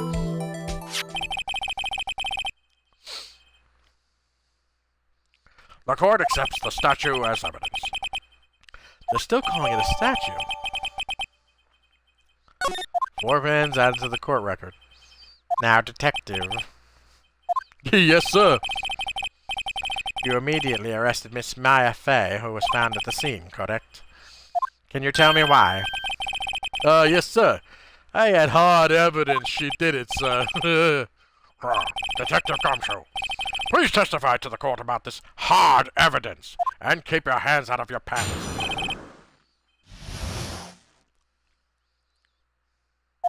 Alright. Let me just make a quick, Alright, we have the time of death.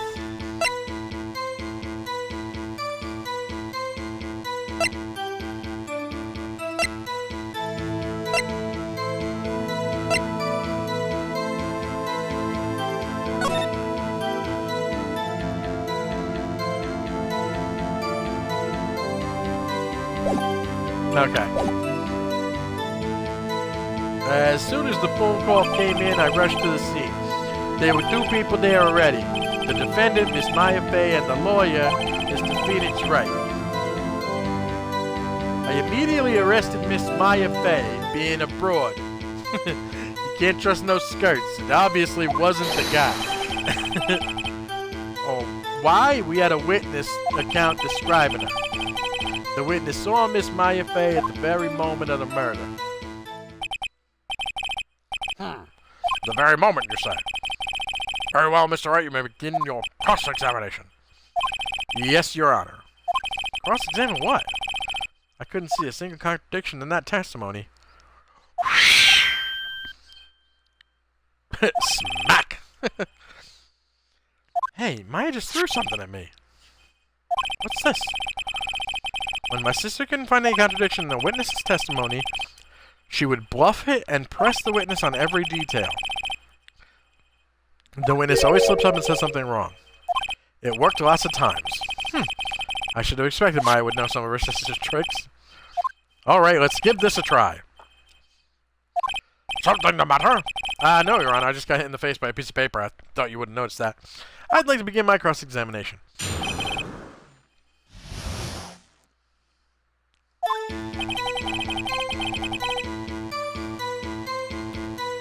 Alright,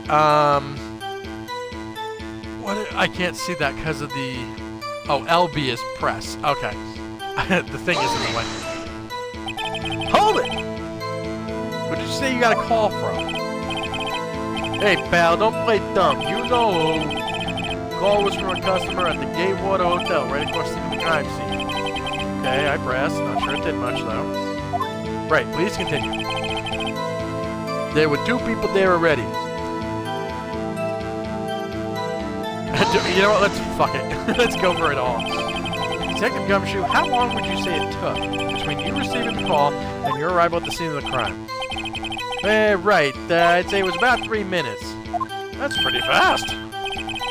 Our motto this month is quick response.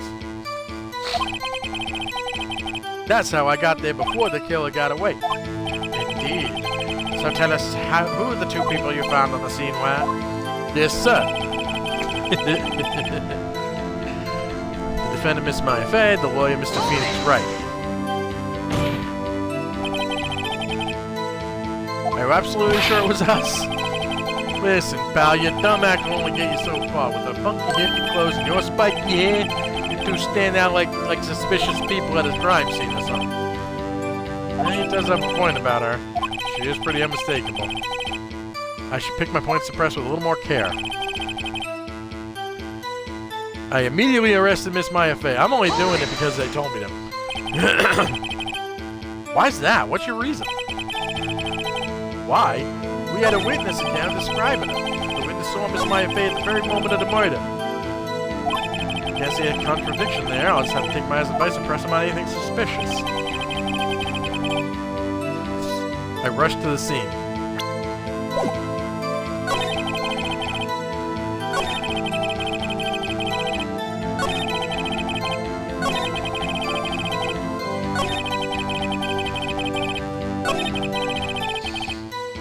Wow, okay.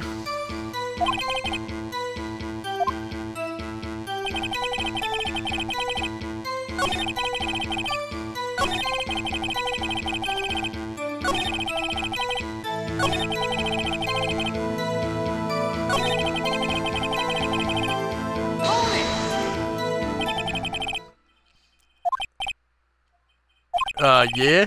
If I heard correctly, you said you arrested her because you had hard evidence she did it, correct? Huh? Did I say that? Me? I heard you say it. You did say it. You said it. Exactly. What about the suspicious woman in Pink's claim was hard evidence? What? Miss May isn't suspicious. And she sure isn't pink, pal. Well, you know, down there she's pink. But I wouldn't know anything about that.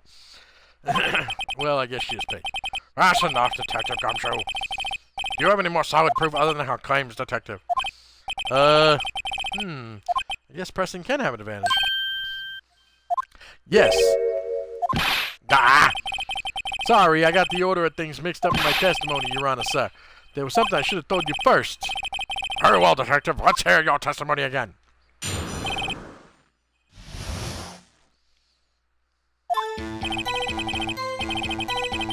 After securing the suspect, I examined the scene of the crime with my own eyes. I found a memo written on a piece of paper next to the victim's body.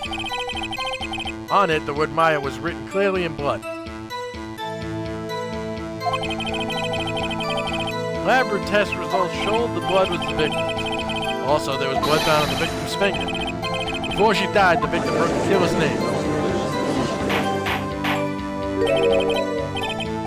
How you like that? That's my hard evidence. Before we begin cross-examination, I have a question for you, Detective. Your Honor. Why didn't you testify about this vital piece of evidence the first time? I know, I'm real embarrassed. I forgot about it, Your Honor, sir. Try to be more careful. Very well. The defense may begin its cross-examination.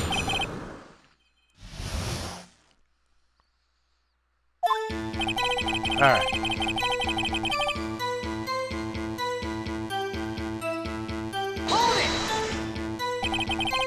I'm just seeing. Did you find any evidence? Now, don't jump the gun on me, pal. Just listen, I'm getting to the good part.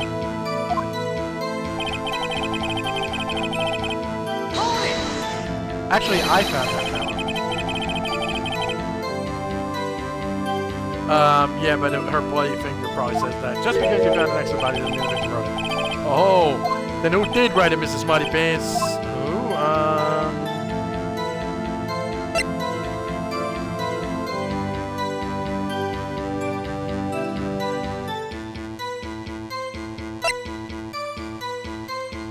Okay, I wanna not do this. This is a bad one. the killer, anyone can see that. Oh, you're saying the killer wrote her own name, buddy? Please. She was framed. Hold on. If that's the case, where's your evidence? Ah, stupid evidence. Ha! I guess that was a bit of a tall order for you. Those without evidence shouldn't open their mouths, Mr. Wright. Yeah, pal. Well, detective, tell us what was written on that memo you found.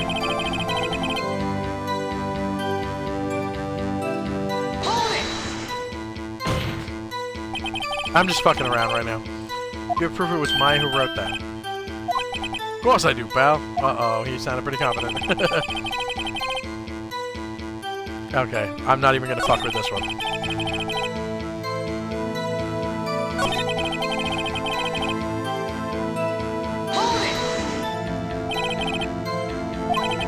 Detective Gumshoe, do you get a lot of cases where the victim actually writes the killer's name? Besides, I thought that was instantaneous. Sure, it happens all the time in books and movies. This isn't a movie, Detective, it's a video game.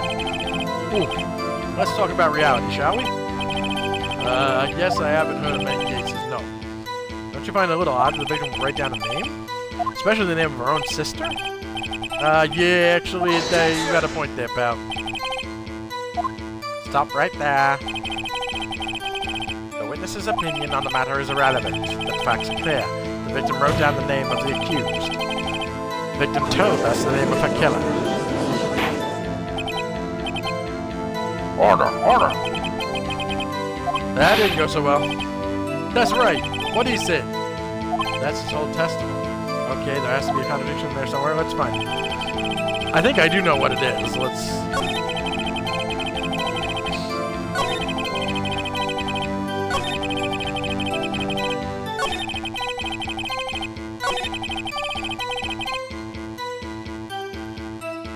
Okay. Autopsy report. Objection! Detective Gumshoe, there's one thing I want you to clarify for me here. You say the victim, Mia Fey, wrote this note. That she was accusing the defendant, Mia Fey. That's really what you're saying. Well, what? This isn't one of those lawyer tricks now, is it? Of course she wrote it. Who else could have? You have it backwards, Detective. Backwards? The victim is the only person who absolutely could not have written it. This is a report from your department, Detective. Immediate death due to a blow from a blunt object. She died immediately! But... No butting you're out of this one. Out of this one. Not a button in this game. Order! The defense has a point. Someone who died immediately wouldn't have had time to write anything down. Mr. Wright, I beg your pardon, but when exactly did you obtain that autopsy report? When?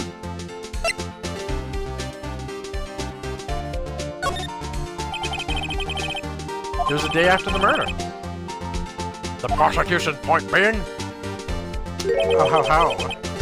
That autopsy report is outdated, Your Honor.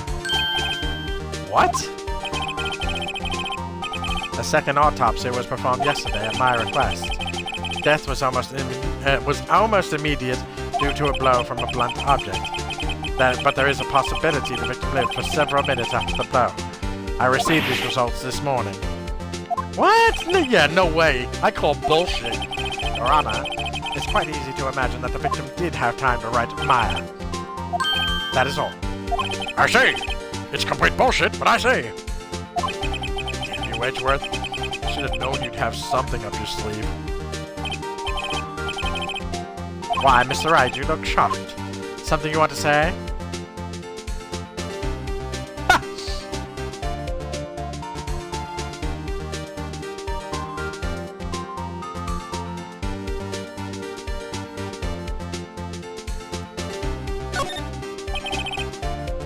Mr. Edgeworth, I've heard there's nothing you won't do to get your verdict. What reason could you possibly have had to request a second autopsy report? Mr. Wright, the defense will refrain from personal attacks on the prosecution. No matter, Your Honor. Mr. Wright, say what you will, the evidence in this report is undeniable. Your Honor, I submit this report to the court. Understood. The court accepts the evidence.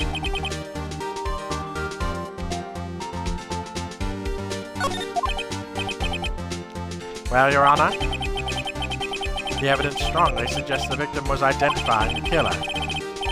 I suppose that's the obvious conclusion, yes. Ta-da! Darn, this isn't good. The prosecution would like to call its next witness. This poor, innocent girl saw the murder with her own eyes. Yes, this poor, innocent set of tits wrapped around a bitch. Let the witness, Miss April May, take the stand.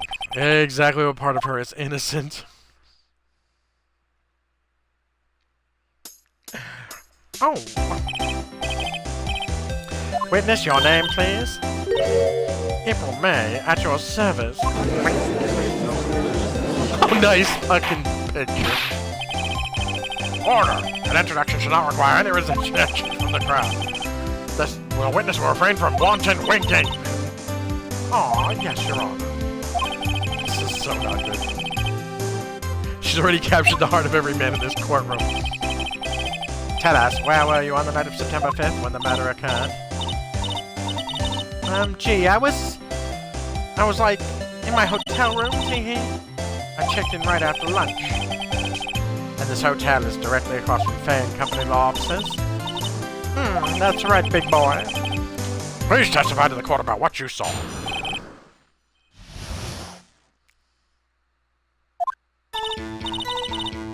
It was like 9 at night. I looked out the window, you know.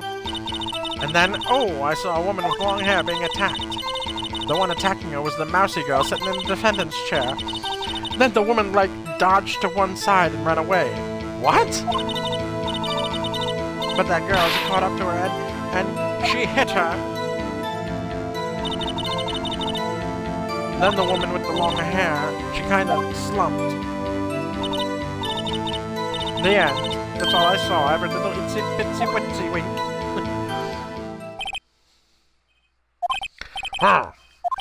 Well, Your Honor, I see. It is a remarkably solid testimony. What? I don't see a need to trouble this witness any... Whoa, Your Honor. Yes, Mr. Wright? Yes, Mr. Wright? What about my cross-examination? I thought the witness's testimony right now was quite fair, didn't you? Mr. Wright, I understand you were Miss Mia Fay's understudy, were you not? You must know her techniques well, her cowardly way of finding tiny faults in perfectly good testimonies. Hey, asshole! How dare you? Well, Mr. Wright, will you cross-examine the witness? Yeah, I'm doing it! I'll gladly proceed with the cross-examination. If only because I have a feeling Edgeworth doesn't want me to. She has to have some weakness. Very well, you may begin the cross-examination. Now, I can't just press her. Alright, this I can press her on. Why'd you do that? Huh? Why? Like, why what?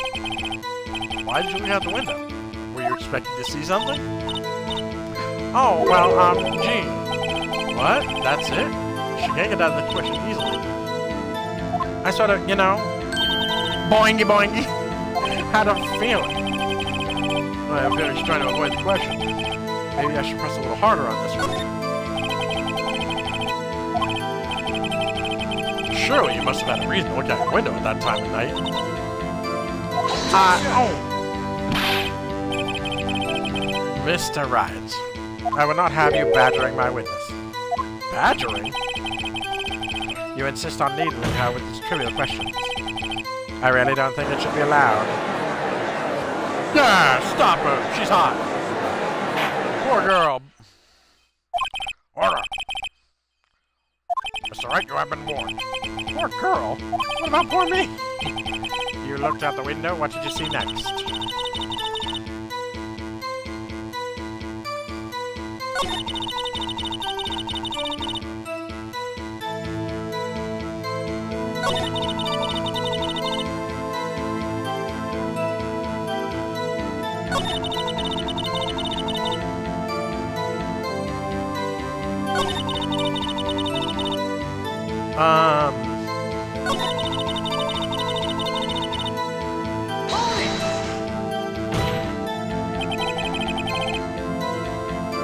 How do you know she was the defendant? Huh? Well, you know, she had a girlish physique. Women know these things. Look, I just know, okay? There was only one person at the scene of the crime with a short, girlish figure. Testimony's bulletproof, Your Honor. He's right.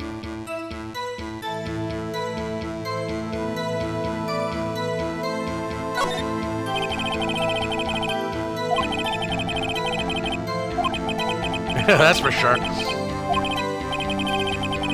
So then tell us what happened to the victim.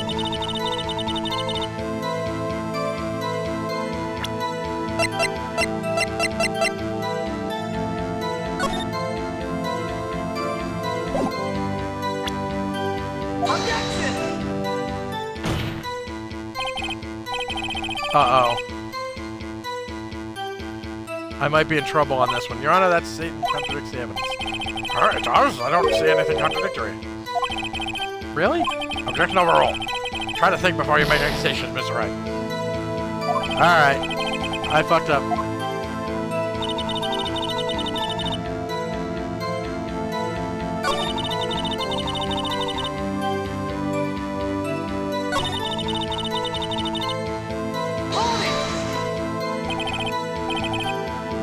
Dodge? Dodge what?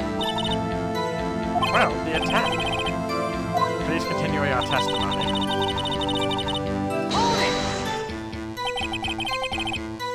How'd you know it was my client? Huh? Well, Jean. First of all, she had a girl's physique. Did I already get this? And secondly, she was small. Who else could it be but her?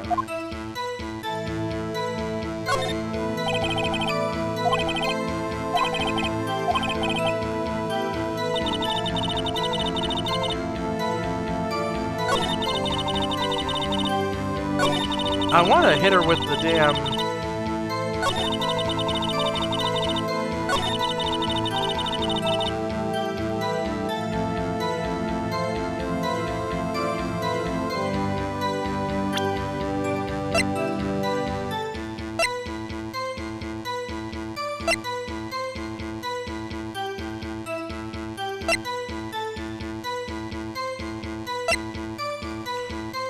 Huh.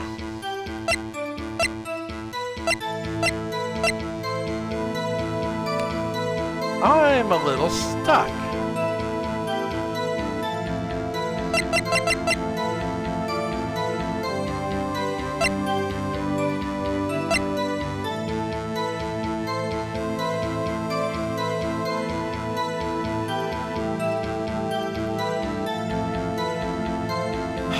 Unless I press her on... Alright, you know what we're gonna do? I'm gonna...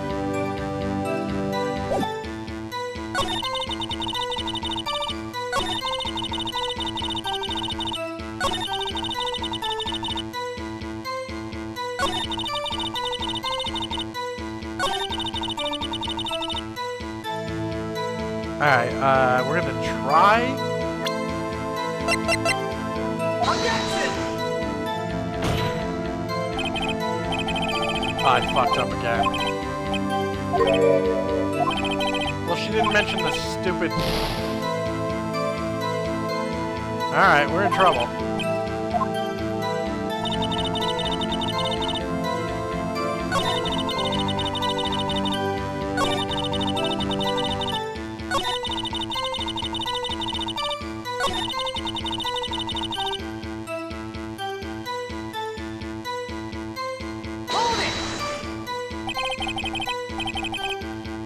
Long hair, that was Mia Fey. Yeah, slender, sort of. Well, some people might say pretty if that's your thing.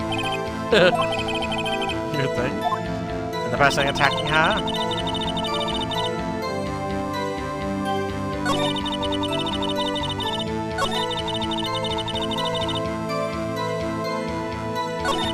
Wow, I'm actually kind of stumped.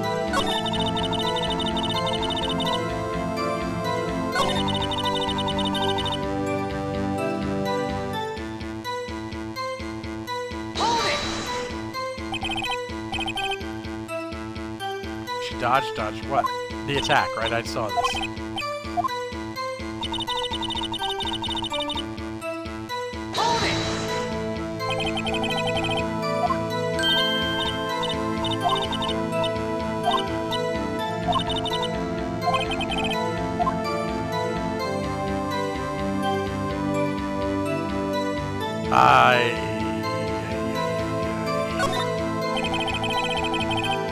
Huh. Wow, we're 2 cases in and I'm already stumped. I'm already getting my ass kicked. This is bullshit.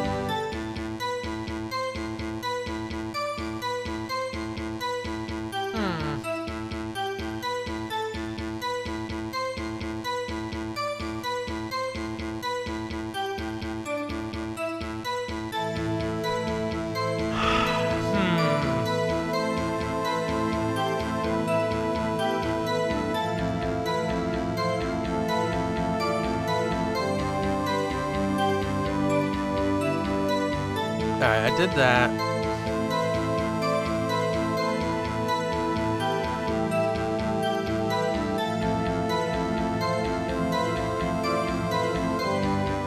Let's see.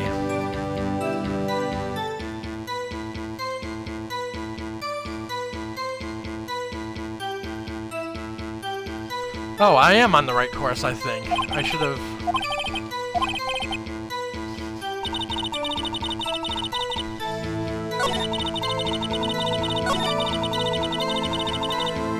Let's press her on this again. This time we attack. Oh, that bing, maybe that was what I was supposed to know.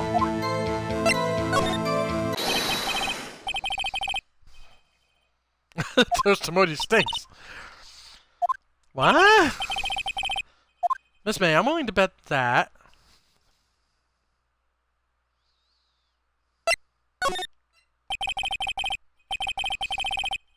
Uh-oh.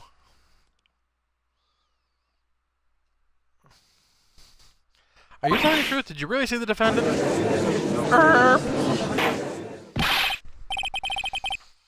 Mr. Wright, what's the meaning of this? Yeah, what's the meaning? Somebody tell me because I'm clueless. About this, I mean. Okay.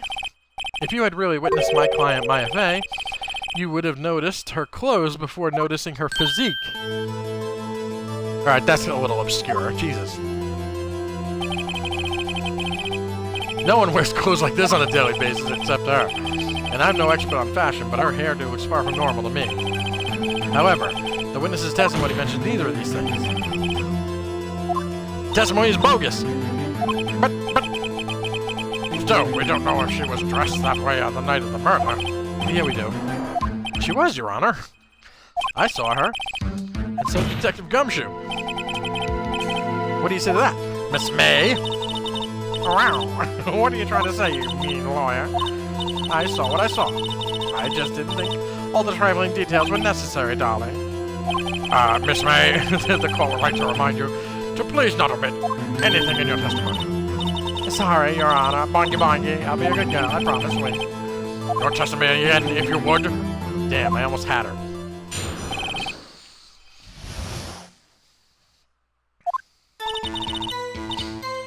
I did see everything. I did. The victim, the woman, dodged the phone stack and ran off to the right. Then the girl in the hippie clothes ran after her. And she hit her with that weapon. I saw it. I did. That clock. The kind of statuary clock, the thinker, I think. Well, does the accuracy of our report not startle you, tee-hee? How the fuck does she know that was a clock? I say. I only wish you had been so detailed from the beginning. Please begin the cross-examination. Well, how did she know that was a clock?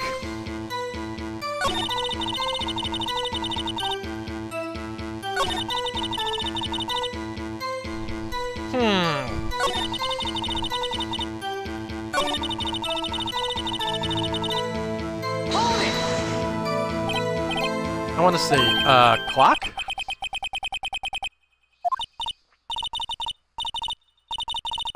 Don't look so sour, Mr. Lawyer. Can't win them all.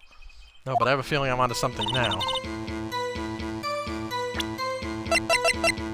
Objection! Woo! Miss May! What you said just now was quite revealing.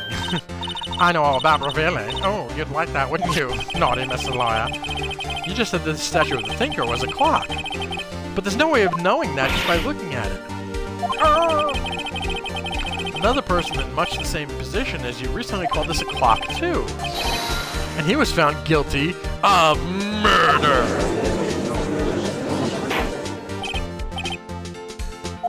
Order! Miss May, can you explain how you know this was a clock? Oh! Objection! Here we go. The trial. The witness saw the murder with her own eyes. That's all that's important here. The defense is trying to confuse the issue with trivial concerns. Yes, yes, of course. You will withdraw your question, Mr. Wright. What questions are all I have, Your Honor? And as you may recall, I've caught murderers with these questions before. Well, once, you know. Objection sustained. You may continue to question the witness.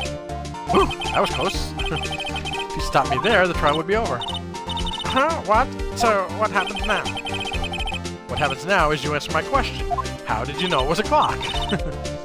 Wait, what? That's... Because I heard it? Yes, I heard it say the time. So, you've been to the law offices of Fay & Company? No, hey, I didn't say that. Why would you go there? I heard it from my hotel room, hee. The law offices of Fay & Co., where the murder took place, is very close to the hotel. She could easily have heard the clock. Well, Mr. Wright, are you satisfied? Nope. No, Your Honor. I can't give up now. I'm not satisfied because...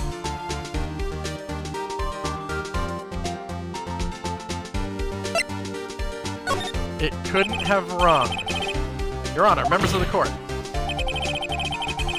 It is inconceivable that the clock question rang.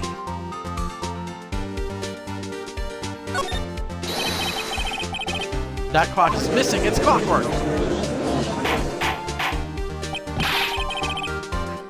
How could you possibly... Just take a look right now. Oh! See anything interesting, Your Honor?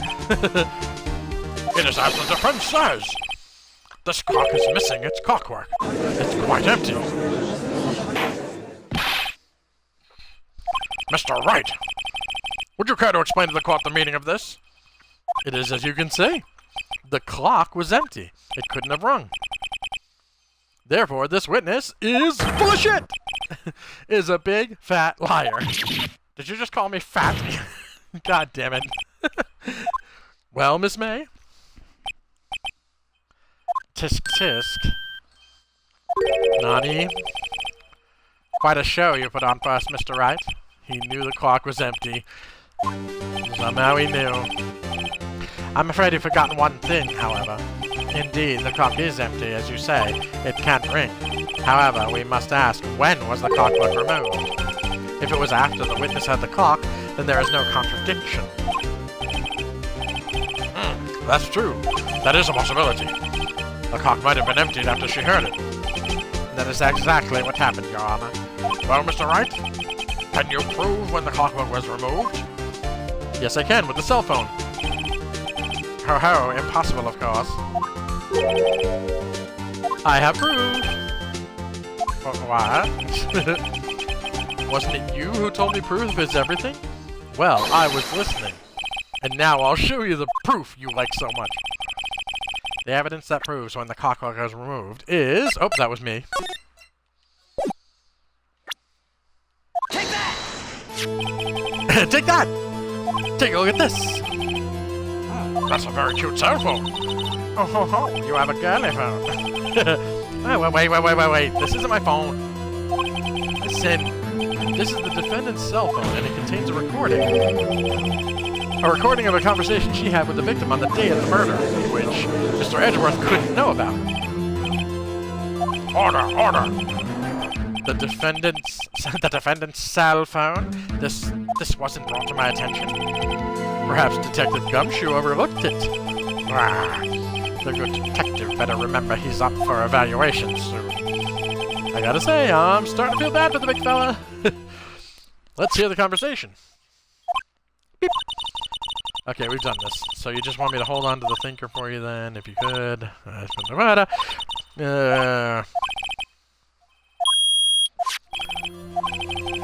Your Honor, I think this makes it clear the clockwork was already gone by the time this was recorded.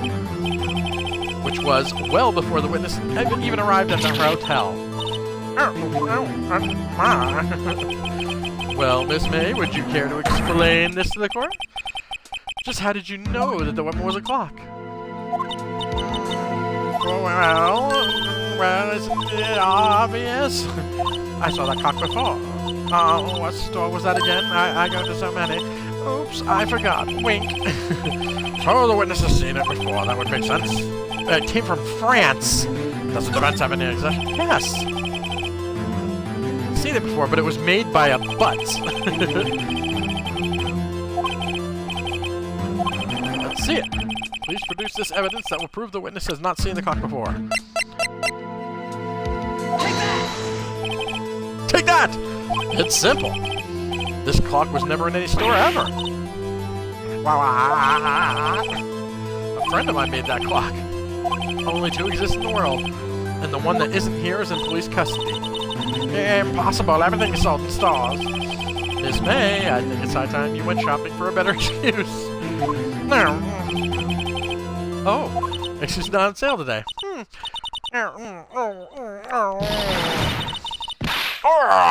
Oh my gosh, she's going Super Saiyan. Boing, boing, boing. Whoa. What's it you, porcupine head? That stupid clock doesn't matter, okay? She did it, and she should die for it. Die. Whoa, let's not get ahead of ourselves. This is a court of law, and the witness will remain calm. Oh, silly me, grunt. Did I, like to lose it? I guess I did, tee-hee. Well. Miss May, let me ask. Tell me, how did you know the weapon was a clock? Oh, dear. Does the defense have an opinion on this behavior? Okay, this is it. Yes, Your Honor. Allow me to explain how I see the truth of the matter. Miss April May, you knew the weapon was a clock because...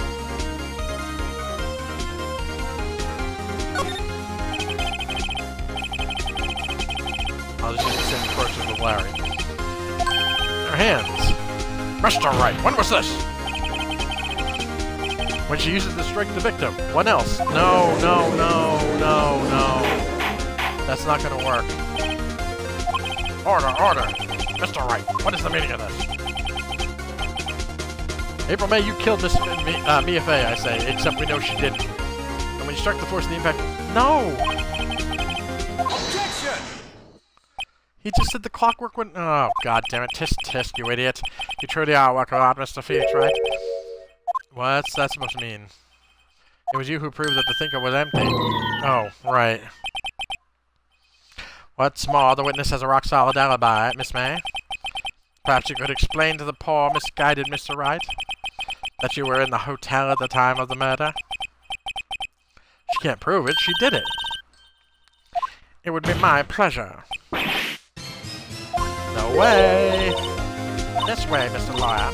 Tee-hee. Didn't the murder take place at 9 o'clock at night? Gee, that's the exact time I ordered some room service from the hotel bellboy. Incidentally, the bellboy corroborates the witness's story. Ergo, she was not at the crime scene, rock solid. I fucked up? Mr. Wright, you've just made a serious accusation against a personal engagement with a woman. Yeah, my bad.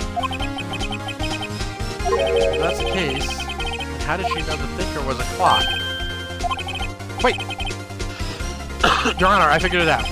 There is one other way Miss April May could have known it was a clock. One way alone, and I have proof. Well, proof, you say? Then the court will examine your proof, Mr. Wright. How did the witness know the thinker was a clock?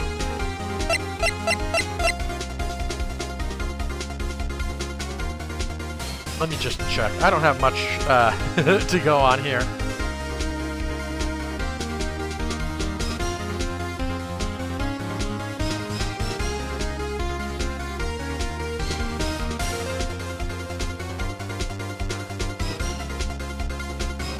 Alright,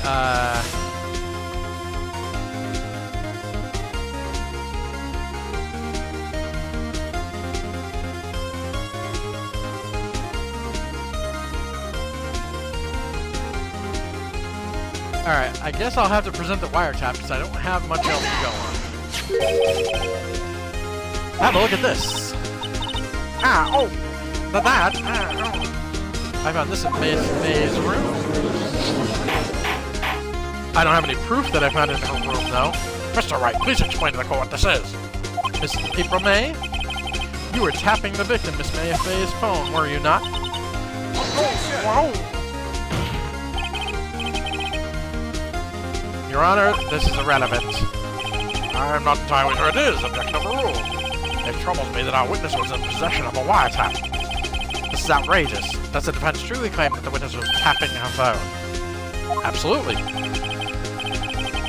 Even if that was the case, which it's not, you still have to prove one thing. Did the victim ever say that the weapon was a clock on the phone? Can you prove that? I think not, even though we just heard it on the phone. Oh yeah, I think I can. It's simple. What? Here's my proof. Proof that the victim said on the phone that the weapon was a clock is... Oh, no, that was me, sorry. I present the defendant's cell phone, yet again. Yes, we've seen that. Listen once more to the conversation between the defendant and the victim.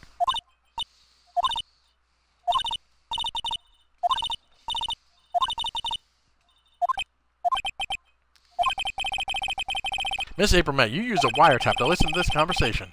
That's how you knew the thinker was a clock. Am I wrong? No, Your Honor, this is ridiculous. Your Honor, look at the witness's face! Does she seem amused to you? The defense demands an answer. La la la. Oh. Witness, answer the question. Did you tap her phone? Miss May! Shut up, all of you. What gives you the right to talk to me that way, you lawyer?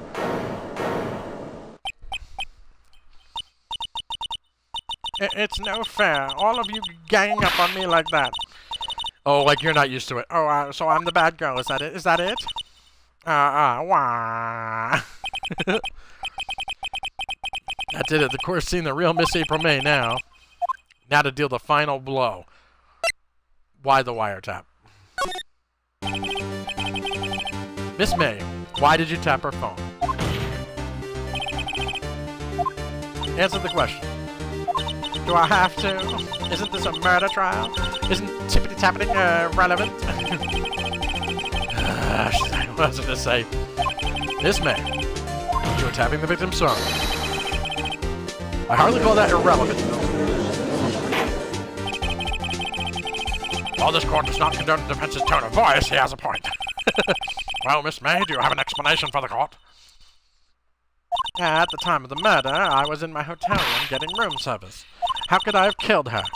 If you don't believe me, just ask the bellboy. Well, does it have defense have anything to say? Well, come on, think of something. The defense would like to call the hotel bellboy as a witness. There's something suspicious here, and I'm going to get to the bottom of it. I think you've sunk it quite low enough already. I object to calling the bellboy. Why? What's your reason? Because I hope that the wiretapping had nothing to do with the killing. However, if you agree to one condition, I'll consent to calling this witness. Condition? If Miss April May's alibi is not called into question after you examine the bellboy, then you will recognize that Miss April May was not the killer, thus she is innocent. And thereby, you must accept the verdict of guilty for Miss Maya Fay. That is my condition. This is a very strange way to practice law. I better find something suspicious in that bellboy's testimony. Otherwise, Maya will be declared guilty on the spot. What should I do? Alright, I've got nothing to lose. Except, well, yeah, Maya's got something to lose. Understood, I accept your condition. As a binding legal document. Fool, you fell right into my trap. Uh-oh. Wait. Very well. The court calls the hotel bellboy to the stand.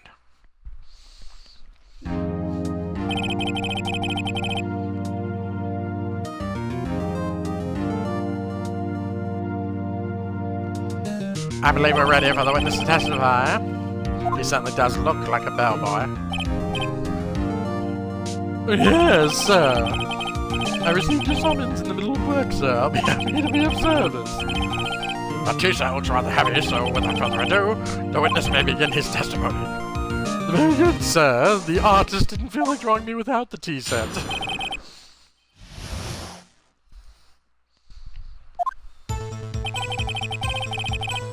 I am the head bellboy at the fine Gatewater Hotel, in business for 4 generations. I believe I received a call after 8 in the evening from our guest, Miss May. She asked for an iced coffee to be brought to her at 9 o'clock on the dot, sir. I brought it to her at precisely the requested time, of course. And I delivered the iced coffee to our guest, Miss May herself. I see. The defense may begin its cross-examination. Right. I'm ready. Totally not. This is it. If I can't prove Miss May was involved with the murder now, Maya will be finished.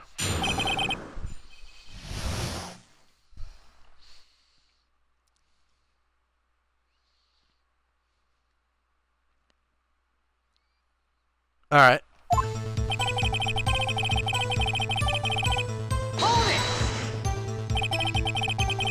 What exactly is it you do at the hotel? I'm a bellboy. I check on guests, I check out guests. I clean rooms, I make beds. I do everything. I even deliver room service. I check Miss May in personally. Are you always so prim? Mr. Wright, you were refrained from asking frivolous questions. Alright, we're gonna press everything because I don't have much else to go on. Are you sure it was Miss May on the phone? Absolutely, sir. How can you be so certain? I checked Miss May in personally, sir. Not only did I see her in all her stunning radiance, but I also heard her voice. And then I saw them, and I... The point being, I remembered her quite well, sir. Yes, what then?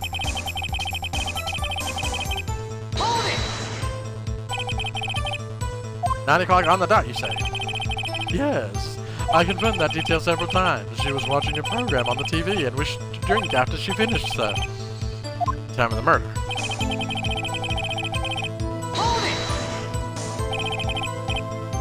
Precisely 9 then? Precisely, exactly, and most definitely, sir, 9 p.m. How can you be so sure? Miss May was quite insistent that it be brought then. Oh, bellboy, tee-hee, I'd like iced coffee at exactly 9 p.m. Something like that, sir. Therefore, I knocked on her door at the crack of 9 o'clock, sir, and as we have no other guests with any other needs, I could pay total attention to her.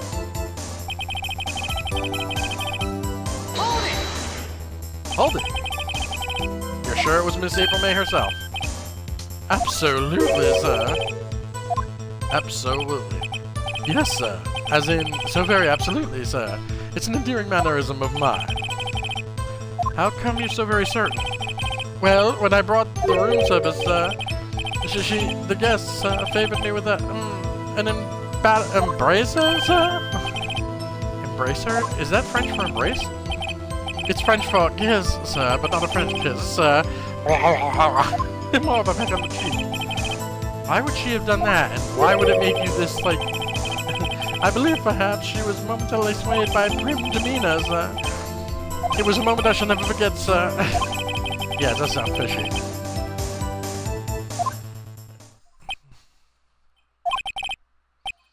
It's no good. There's nothing there. Is that it? Miss Tisk, finally, you understand. This bellboy has absolutely no reason to lie. Now, if you have any decency, you will end this rather tedious cross-examination here. It was a bit tedious. The witness may leave the stand. I can't let this happen, can I? Objection! Wait, please wait. Yes. Does the defense have something to add? One last question. Let me ask one last question. Your Honor, I must object. This charade of justice has gone long enough. Now, Mr. Edgeworth. It's not even lunchtime yet. All right, Mr. Wright. I'll give you one more question, that's all. Okay. This is really it now. This is my last chance. What do I ask him about? Bed making? What?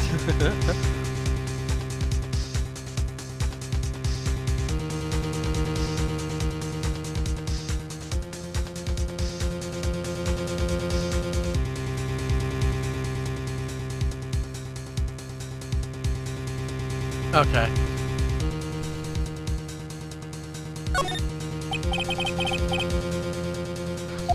Tell me about check-in. Tell me about when you checked in Miss May. Oh, all right. Very well, sir. My first thought was that she was a beautiful, beautiful person. She's just my type of girl, so it was a disappointment, really. I see. What was the disappointment? Excuse me, what exactly was a disappointment? Well, I am not without charm, sir, but even I'd have a little chance with her lover there. Say what? What did you say? Rather quiet. So, boy, tell us the truth now. Did Miss May check in with another person? I object. That was objectionable. No, it certainly was not, actually.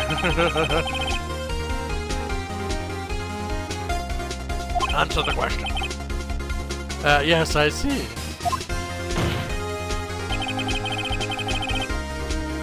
Why did you not mention this in your testimony?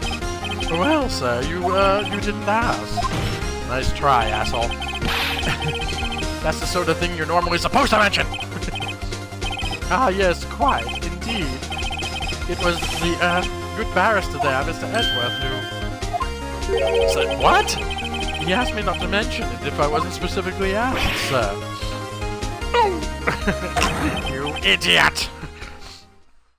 You fool.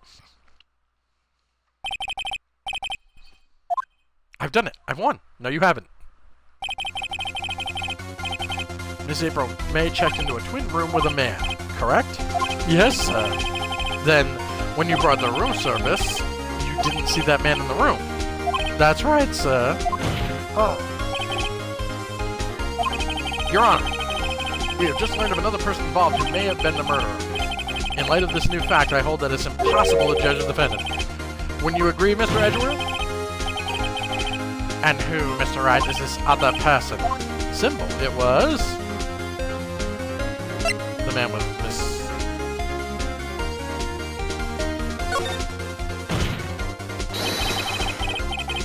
the man who checked in with Miss May. Ah! Your Honor. As has been previously revealed, Miss April May was tapping the victim's phone, yet Miss May herself has an alibi at the time of the murder. However, that does not clear the man that was with her. The bellboy saw no one else in the room at the time of the murder. Ah, what a convenient little setup, but it's too late. Too late? I suppose you'd like if it was too late, wouldn't you? After all, it was you who hid the presence of the other man from this court. Ah! Upstart. Amateur. These accusations are ludicrous. Enough! The court acknowledges the defense's argument. I expect the prosecution and defense to look into this matter fully. Am I understood? Yes, Your Honor. That is all today for the trial of Miss Fay. Court is adjourned. Booyah! September 7th, 224, District Court, Defendant Lobby Number 1. Mr. Wright! You were amazing in there! Kinda wasn't. Really? I think I might not be your newest fan. Oh, I was just doing my job, you know? Then again, that other attorney was pretty cool too. Huh? That face of his, with his eyes wide and trembling lips, sent shivers up my spine. He's sending you to the electric chair. If you say so. So, what happens with me? Do I get to go home now? Well, no. No, I don't think so. Not yet. Oh, I see. But I got a great lead into... Oh, but I got a great lead in today's trial. A lead? That man with Miss May. He's the key. Oh, I get it. What happened to Miss May after that, anyway? I heard they arrested her, I guess. She's learning her charms won't work everywhere. She's probably at the detention center now. I may have to go down there later. Anyway, this case is far from closed. Yes, sir. I'm going to find out more about this man. Do you think he was the one who... Maybe so. Sis, Don't worry. I'll find him by tomorrow, I promise. I'm counting on you. I asked for a full record of April May's testimony. I thought it might come in handy during the trial tomorrow. But now that I have it, I'm not so sure. Most of the testimony was all lies. In fact, there's only one part that hasn't been stricken from the record.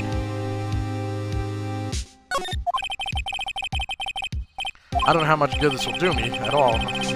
Anyway, time to hit the pavement and do some investigating. Maya doesn't belong in that detention center, and it's up to me to set her free.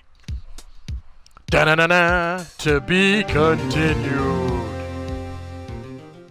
And it is 2 o'clock in the morning. This is where we're going to end tonight. I guess we'll do 3, I guess, for this. Okay. That is it for me tonight. A lot of Capcom tonight, I just realized. Thank you for watching, everybody. Appreciate it greatly. I am Thomas100273 on Twitch and Twitter. And MST3KNJ on YouTube. I have tons of stuff to watch. So if you like this, go take a peek. Appreciate any views I can get. Hope you enjoyed it. Hope everyone has a great night. And we'll see you. I'll stream this either tomorrow or Tuesday. This is fun. All right. Thank you for watching, everybody. Appreciate it. As always, have a good night. Peace.